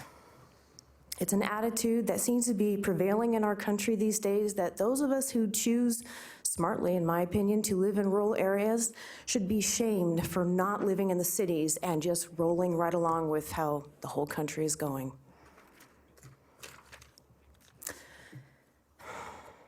Having our way of life attacked with such veiled threats as potentially not even having one station, along with characterizing us in Washoe Valley as being the reason why the fire department up to this date is not able to service the other valleys appropriately, has caused us to be backed into a corner of defending our possession of our fire stations against the ludicrous argument that we don't use them enough. Having fire stations is like having insurance. You hope to God you never need them, but you have them there. And reducing services while charging us the same is the exact same thing as having our auto insurance or health insurance telling us we're going to charge you the same, but we're not going to give you the same service because, gosh, you didn't make enough claims this year. And Chief Moore, since you brought it up about Little Valley, you're absolutely right. There is no equipment good enough to fight a bad fire when it's sitting by the side of the road being unused. Thank you. Thank you. Mr. Thomas Daly, followed by Mr. Tim Saylor, or Salyer. Thank you, Mr. Chairman and Commissioners. Thomas Daly, the Estates at Mount Rose, for the record. The action you're considering today is no different than the action you took in 2012 with respect to fire protection in the Mount Rose corridor. In that year, our closest fire station to Montreux, Callahan Ranch, and the Estates at Mount Rose was moved 2 miles north. We subsequently lobbied REMSA to establish a permanent location for EMS unit on Mount Rose Highway at Wedge Parkway, and thank them for doing that. Station 38 on Mount Rose Highway, which had been abandoned, was then leased by the Forest Service, who now responds to wildfires in our communities on mutual aid. In all cases, the response times you established under the standards of cover have been met and continue to be met. REMSA now arrives about simultaneously with TM, whereas TM used to respond and arrive first. For Washoe Valley, under this proposal, they will get improved EMS services because REMSA will establish their 9th operating unit at the new station. Much faster response time and much faster transport times to Carson City Medical versus St. Mary's or Renown. Washoe Valley will get better fire responses by approved automatic aid from Carson City, not mutual aid, automatic aid, much faster. Washoe Valley will get better wildfire protection because either NDF, USFS, or BLM will put a crew at Station 30, as the Forest Service did at Station 38 on Mount Rose Highway. And in all cases, Washoe Valley's response times will remain within your approved standard of cover response metrics. I urge you to approve Chief Moore's proposal. Mr. Tim Salyer, followed by Ms. Catherine Ann Murders. Good morning. My name's Tim Salyer, resident of Washoe Valley. Thank you for this opportunity. And I want to thank all of my fellow Washoe Valley residents for coming forward today and bringing up very important points that I'm not going to reiterate. My primary concern is I really think that the commission ought to focus on raising revenue to be able to support all the growth in the north areas and not take from the south valleys. I think that's very wrong. Really, all the time spent on this issue and the future time that's going to be spent, I think if you really go after revenue, you're gonna please everybody instead of hurting the people in the south to aid the people in the north. That's all I have to say. Thank you. Thank you. Ms. Catherine Ann Murders.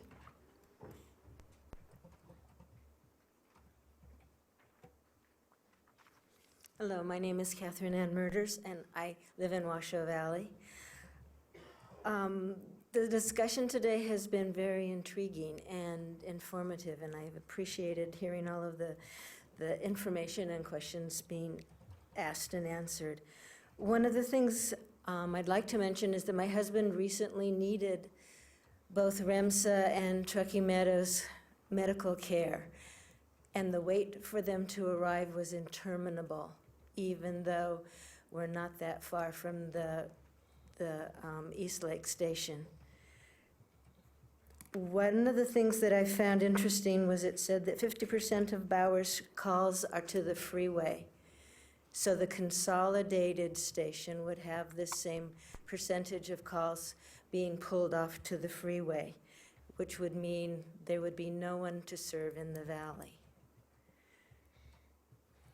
Chief Moore's statement regarding REMSA and sheriffs was if they're there.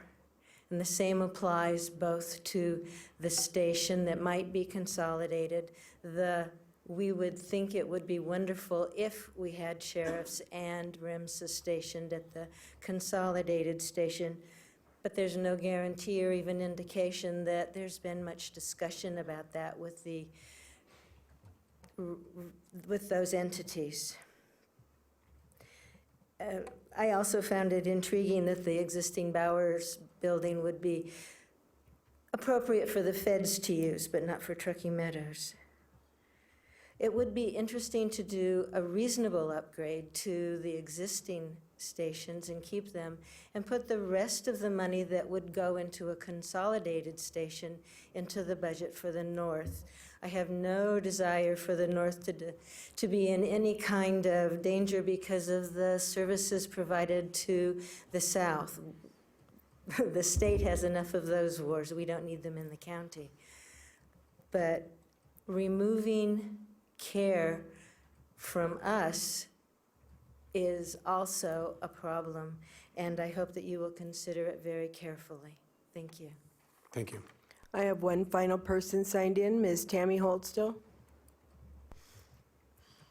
And while she's approaching the podium, Mr. Chair, the clerk's office has received emails from 31 individuals in opposition to the consolidation, which I will place on the record. Thank you. Thank you, Madam Clerk. Welcome. Morning, Tammy Holtstill, Lemon Valley Swan Lake Recovery Committee for the record. Being from the North Valley, we do need services. There's a lot of things we need up there. We need infrastructure. When you develop, you create infrastructure. You created infrastructure down south, you need to have infrastructure up north. However, robbing Peter to pay Paul is not what the county should be doing. If you are adding more people to an area, you should be looking ahead and looking at where that funding is going to come from and how you are going to take care of those people prior to saying, okay, go develop in that area. You didn't do that. You got greedy. You didn't pay attention. Now you're trying to steal from one area to fix another area, and that's not fair to anybody. You need to go back to the drawing board and figure out how to fix this the right way. The Little Valley Fire is a big example, just like our flooding is a big example of the lack of knowledge that you're not using. It's out there, but you just don't want to use it. You want it in your pockets or where, or in the developer's pockets and not where it needs to be. So, thank you. And that's all the public comment we have, Mr. Chair. Thank you, Madam Clerk. We'll bring it back to the board at this time. All right, at this time, now that we've heard, and we have run significantly over in our time this morning, the way we were stylized this morning is to give possible direction to staff in regards to the consideration of the consolidation of Bowers Station 30 and Eastlake 32, options for possible redeployment, cost analysis, and options for a timeline, and ad valorem revenues, REMSA, and wildfire risk. Madam Vice Chair, I have you signed in. Thank you, Mr. Chair. I just want to put on the record, I heard a couple of things here that concern me a great deal. For one, there was a comment that there was some kind of threat to take away both stations. I did not hear that from the chief or from anyone in the fire district or from any commissioner sitting on this board. I do not think there's any intention to take away 2 fire stations, and there's not any intention to leave the valley without a great deal of protection. Additionally, I did not hear, as the chief was explaining and walking through this, that services would be cut by 50%. I'm not hearing that that is the way this would happen. That in fact, services could stay somewhat the same if that Eastlake Station is used for volunteers, as we do use volunteers for various different things. There was not any indication that, from the chief, that both water trucks would be removed, or that even one of the water trucks would be removed. And so I would suspect that that probably is just unnecessary concern on the part of the constituents. I understand the constituents' concern, and I know the Little Valley fire scared all of us. So did the Collin Ranch fire, and I live right at the base of Collin Ranch. So trust me, I was scared. I know you guys were scared. I know how that feels. But I want to make sure that we, as commissioners, are letting those people who are listening on TV, as well as the people who are sitting here in the audience, understand that there is not an intention to take away services here. There's an intention to use the current tax dollars that we collect from unincorporated residents in Washoe County to provide a positive and good, solid fire service to everybody who lives in our county, in the unincorporated county. So I guess, Chief, we could raise their rates if that's what they want. I have a feeling that that's not what all the constituents in unincorporated Washoe County want. But the reality is we have to do what we have to do with the money that we're given. The money is not ours, it is yours, but we still have to provide positive service to everybody in Washoe, in unincorporated Washoe County. So just for the record, I just wanted to make sure that we got those topics clear. Thank you, Madam Vice Chair. You know, and I heard some of the same increased, that we would see increased taxes for either the same service or less service. There is no drive by this commission, has ever been by this commission, to increase taxes or the fire service tax to any of the residents within the county. Now, one of the discussions that was brought up is that somebody pays a certain amount of fire service tax. Every unincorporated citizen within the county pays the same amount, the same rate of fire tax as every other unincorporated citizen. That is the charge for every individual that lives in the unincorporated area. However, the service, as we've pointed out significantly, is unbalanced between those who pay the service and do not receive the same amount of service as those that do. And so that is one of the discussions here today, is to try to balance the service based upon every unincorporated citizen's rate of pay into Truckee Meadows Fire Protection District. And also the engines and the assets that we talk about as we talk about the water trucks and the engines. Chief, has it ever been your discussion to move, I haven't heard this, but are you thinking about moving engines or moving water tenders? Can you elaborate on that just briefly? Thank you, Mr. Chairman. No, there'd be no displacement of the existing resources. In fact, we'd have 2 water tenders at the consolidated station. The one extra engine could serve as a reserve engine, so nothing really goes away. Okay. And then the final thing that I would like to point out as well is that the challenges that we see in the continuum of care that we are mandated to do. We talk about those individuals suffering in Washoe Valley that potentially may suffer by what they deem as a reduction in service, which we have not heard, but we will continue to have mutual aid, not only from our City of Reno and City of Sparks partners, but also from Carson City. But there are currently areas in the north that do not see any of this types of service whatsoever and are challenged just to have any service. So to say that your taxes will increase, I don't see that and has never been provided to me. That I have not seen that your insurance rates will increase based upon any changes to this. And I've never seen that, and the chief has never pointed that out to us, and that the assets have never changed. So those are the things that I have seen thus far. But I will also turn this over to my other commissioners. Commissioner Jung, I had you signed in. Thank you. I unsigned in because all of you hit all the points that I had, but I do want to go back to what we asked the chief to do, which is to workshop this as a community. And I've heard from testimony of the community that he's been to more than 2 meetings that I could count in this, so that he didn't have to go to, but we had asked to go out and talk to the citizens and hopefully explain the utilitarian approach that we're taking to our finite resources, which is the greater good for the greatest benefit for the greater good.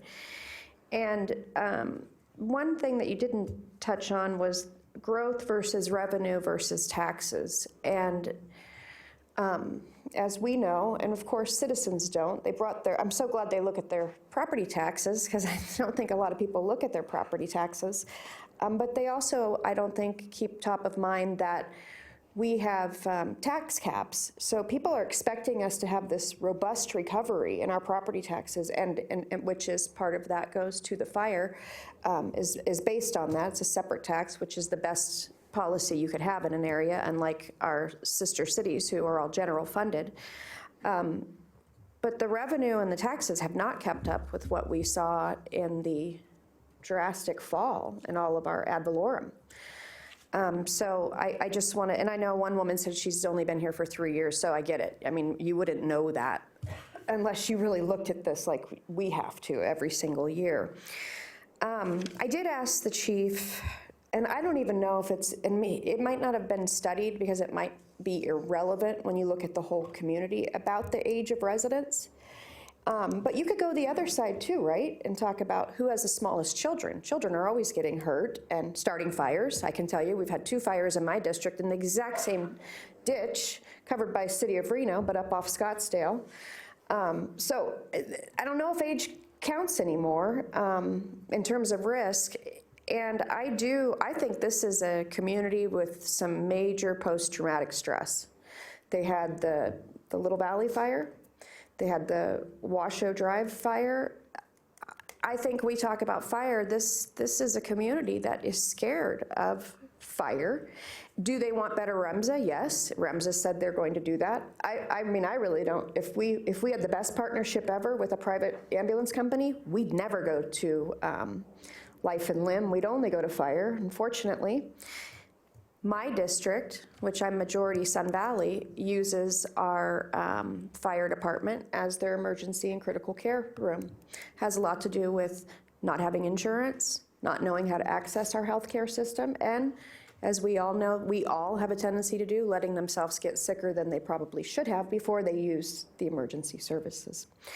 So I think the chief has done everything we asked, you know, and I guess at this point, we're giving him further direction, but I also don't want to belabor this when the subject matter expert is telling us, listen, you have a giant liability out here in the north, of which we've approved a pretty big project again. Wouldn't we have also the responsibility to provide life and safety to those people as well.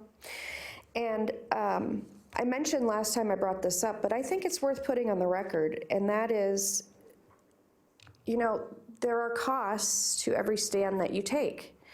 And one of those costs of a stand that you took, you didn't want a dispensary down there. You never want any sort of density enhancement down there. And we as a board, I've been here for 12 and a half years, we as a board have acquiesced to that. But what comes with that is also less services. A young woman said she thinks she's living the right way because she's out in the rural area. Well, with living out in the rural area, there's a difference in the level of service that you could expect to see, especially if your density is not very dense. And one final thought, and as I said, I encourage everybody to look at their property taxes. My favorite thing to do is to show a newcomer from the state west of us their property taxes because they can't believe it. They ask me, is that per quarter? So we also deal with duct tape, baling wire, and bubble gum in Nevada when it comes to what we collect in terms of services we can provide you. Most importantly, please go back and look. Just do an exercise for me and get back to me because this is an interesting one. How much do you pay in fire protection services per year versus how much you pay in fire insurance? It's usually backwards, which is you're paying more in insurance than you're paying for your actual fire service. I hear you. I think you're some of the most incredible constituents that have stuck with us this whole time. I hear you. You were the people that did originate the raising of the taxes, and it wasn't voluntarily because we didn't ask everybody. We didn't do a California-style ballot initiative and say, "What do you voters want? Do you want to raise your taxes?" We saw the issue. We made the decision. This is before all of the people sitting here to my right.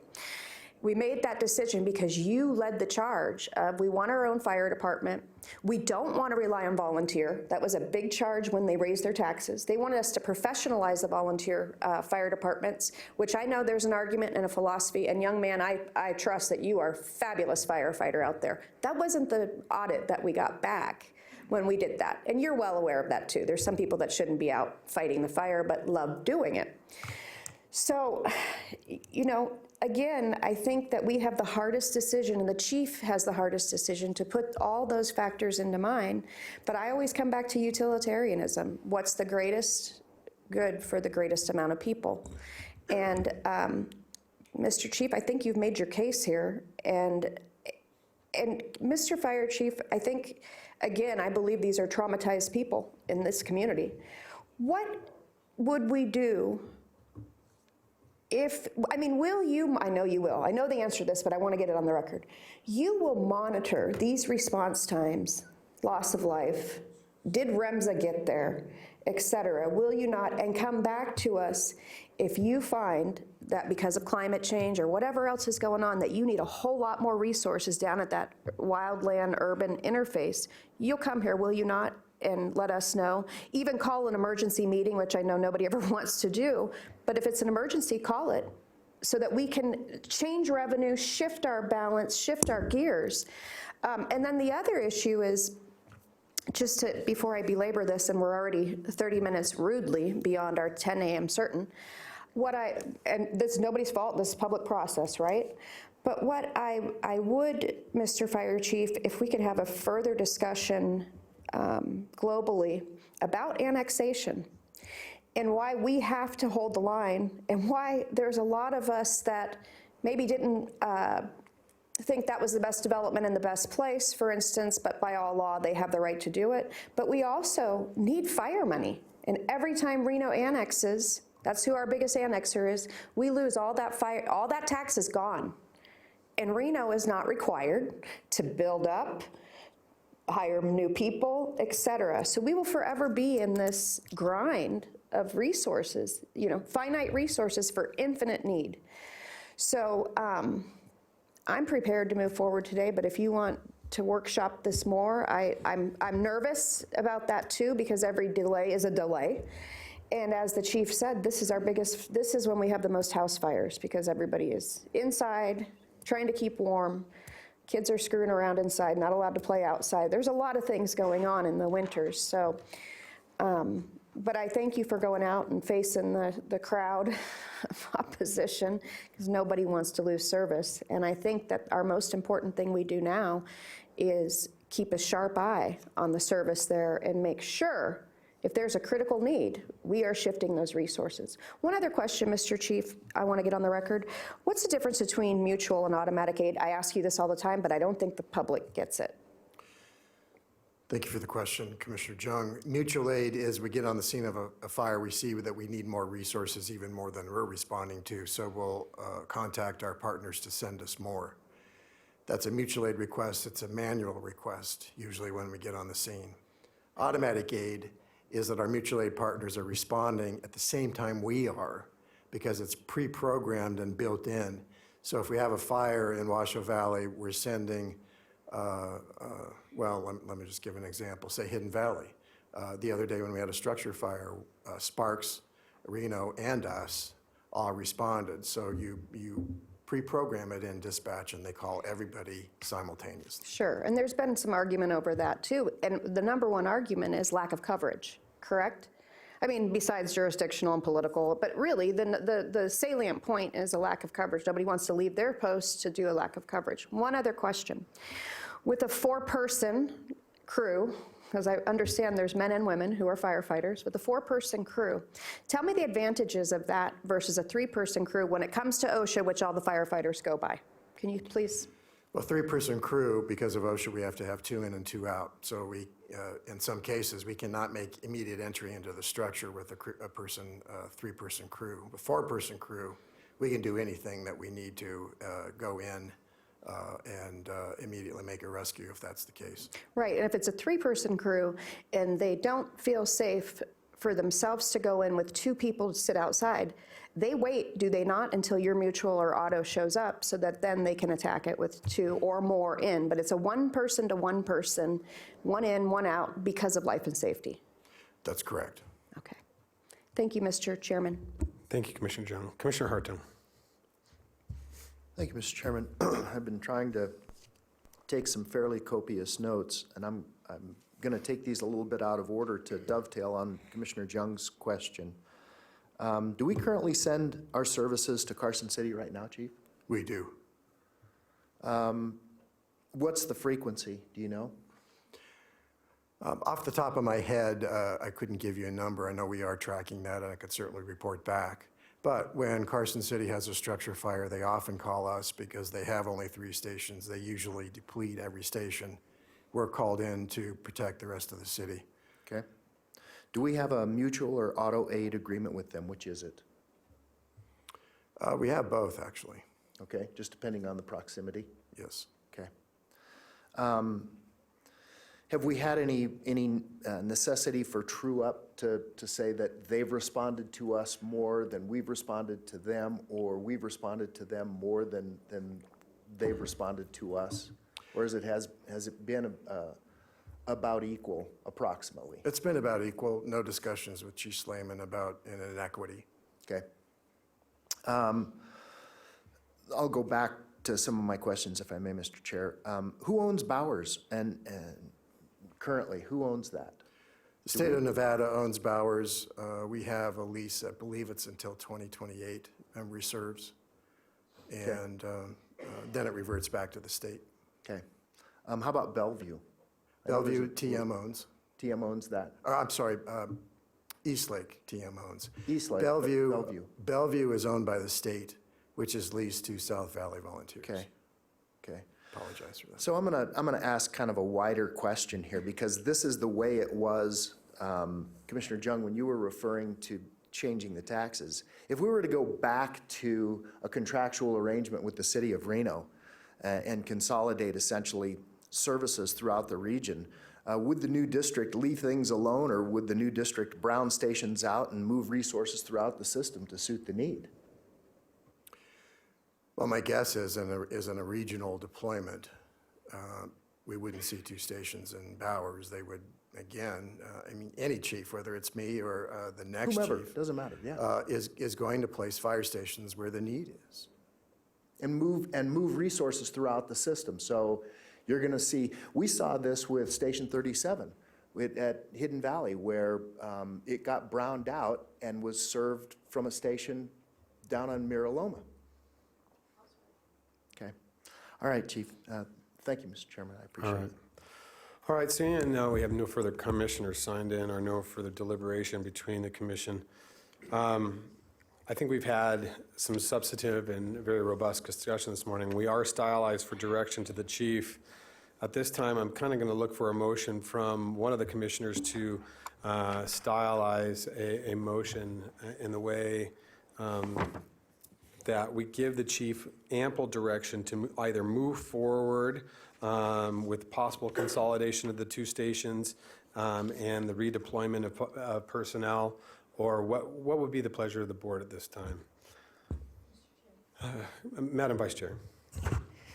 Mr. Chair, I would move to accept the presentation by staff and thank the chief for answering our questions and providing us with the information, and then direct staff to prepare recommendations for consolidation of stations 30 at Bowers and Station 32 at Eastlake with the development of a new station, and that I would also like to assure that neither station would be removed or closed until a new station was fully built and operational, and that the new station, as you look at this, that you would take into consideration the examples that you brought with a sheriff station and also with a REMSA station with a helipad that would allow for a location. So that would be my recommendation. All right. Do I have a second? Second with discussion, Mr. Chairman. All right. So I have a second from Commissioner Hartung. Further discussion. Commissioner Hartung. Thank you, Mr. Chairman. Chief, what's the time frame of this? Is this going to be like daisies in a field after a spring rain? Is it going to happen today? No, Commissioner. We would study where we can find land, and the next recommendation I would bring back is for a purchase sale agreement to find a suitable site to do this. This will not happen immediately. Even if I could buy the land tomorrow, we're still looking at 2 years by the time we do architecture and bid and plan, talk to REMSA, the sheriff, and put all the financial pieces in place. I don't see us occupying this until, say, January of 2022. Thank you, Chief. Okay. And Chief, and I would add for just some little, just further discussion on this. In addition to those discussions, as you move forward with those processes, I would ask that you continue to have conversations with Carson City to truly firm up any automatic aid improvements to the south part of Washoe Valley as you see fit, and also that the discussions with REMSA and Washoe County Sheriff's Office are as much of a prudent discussion, but also NDF and the U.S. Forest Service and potentially BLM as it pertains to wildfire risk along the west side of the valley. Understood. All right, we have a motion on the floor in a second. All those in favor signify by saying aye. Aye. Aye. All those opposed, please cast your votes on your pads. Please affirm your votes. Motion carries unanimously. Thank you very much. All right, Chief, let's move through this really quick. We're on to item 10, as we are running way over today. Thank you, Mr. Chairman. Item 10 will go quickly. I'll paraphrase it. This is a recommendation to approve a resolution to secure our financing for Hidden Valley Fire Station. Mr. John Peterson is here in the event that you have questions, but this just moves the ball forward in getting the money that we need to remodel Hidden Valley Fire Station. All right. Is there any need for discussion by the commissioners? We all know this. Okay, looking for a motion. I have a motion from Commissioner Jung. Public comments. Second from, I will in just a second. Second from Madam Vice Chair. Do we have any public comment on this, Madam Clerk? I have no. All right, seeing no public comment, I'll bring it back to the board. All those in favor signify by saying aye. Aye. Aye. All those opposed, motion carries unanimously. Please affirm your votes on the screen. All right, motion carries unanimously. Thank you very much. We are on to our final Commissioner and Chief's announcements. Chief, is there anything final that you'd like to add this morning? No, sir. All right. Commissioners, I see no one signed in. All right, we will close item 12, and we are on to item 13. That's our final public comment. Madam Clerk, do we have anybody signed in for our final public comment? I have one person signed in, Ms. Tammy Holtstill.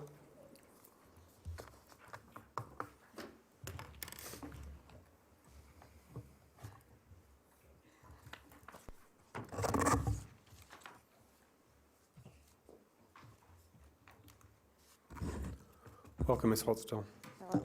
Tammy Holtstill, Lemon Valley Swan Lake Recovery Committee for the record.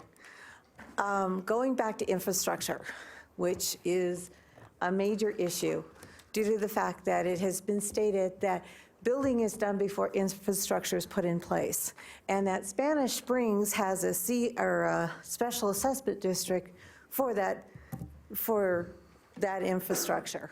Well, I've had conversations with the city of Sparks, and Spanish Springs is mainly owned by the city of Sparks, and they looked ahead instead of behind when they were building. They tried making sure that they didn't flood people and that there was fire and all of this other stuff. It comes back to, again, you're robbing Peter to pay Paul to do stuff. You want to approve development out in Never Never Land? Then you need to make sure that there's infrastructure out there in Never Never Land. A good example is you want to go do a lands bill so you can grab a whole bunch of land in the North Washoe County area, and you want to start developing out there, but you don't have fire, you don't have police, you don't have any type of RTC or anything going out there. You know, it's going to be back to cars. You have 2,000 homes, each home has 2 cars, you're talking 4,000 cars. Boom, 4,000 cars, and you don't have the infrastructure for it. That goes back to fire. There's an accident with all those cars because you don't have the police to maintain the fires, or the police to maintain the people so they obey the laws. We see that up north all the time. There's there are accidents all the time. There's been hit and runs lately because there isn't the police up there and sheriffs up there, and people are purposely causing accidents and then leaving the scene. It's all over Facebook. So if you want to build, you need to plan. You don't plan after the fact. That's like saying, oh, I don't like how my house is built after I've built it, so let's see, I guess I should put more plumbing in, so I'll knock this whole wall out so I can put some plumbing in it. That costs more money. Every time you take a step backwards to redo, you're costing more money than doing it right the first time. Thank you. That's all the public comment we had, Mr. Chair. Thank you, Madam Clerk. We are adjourned, everybody. Thank you. We will be back. We are going to do a quick change out. We will be back in 10 minutes at 10:55 to start the County Commission meeting.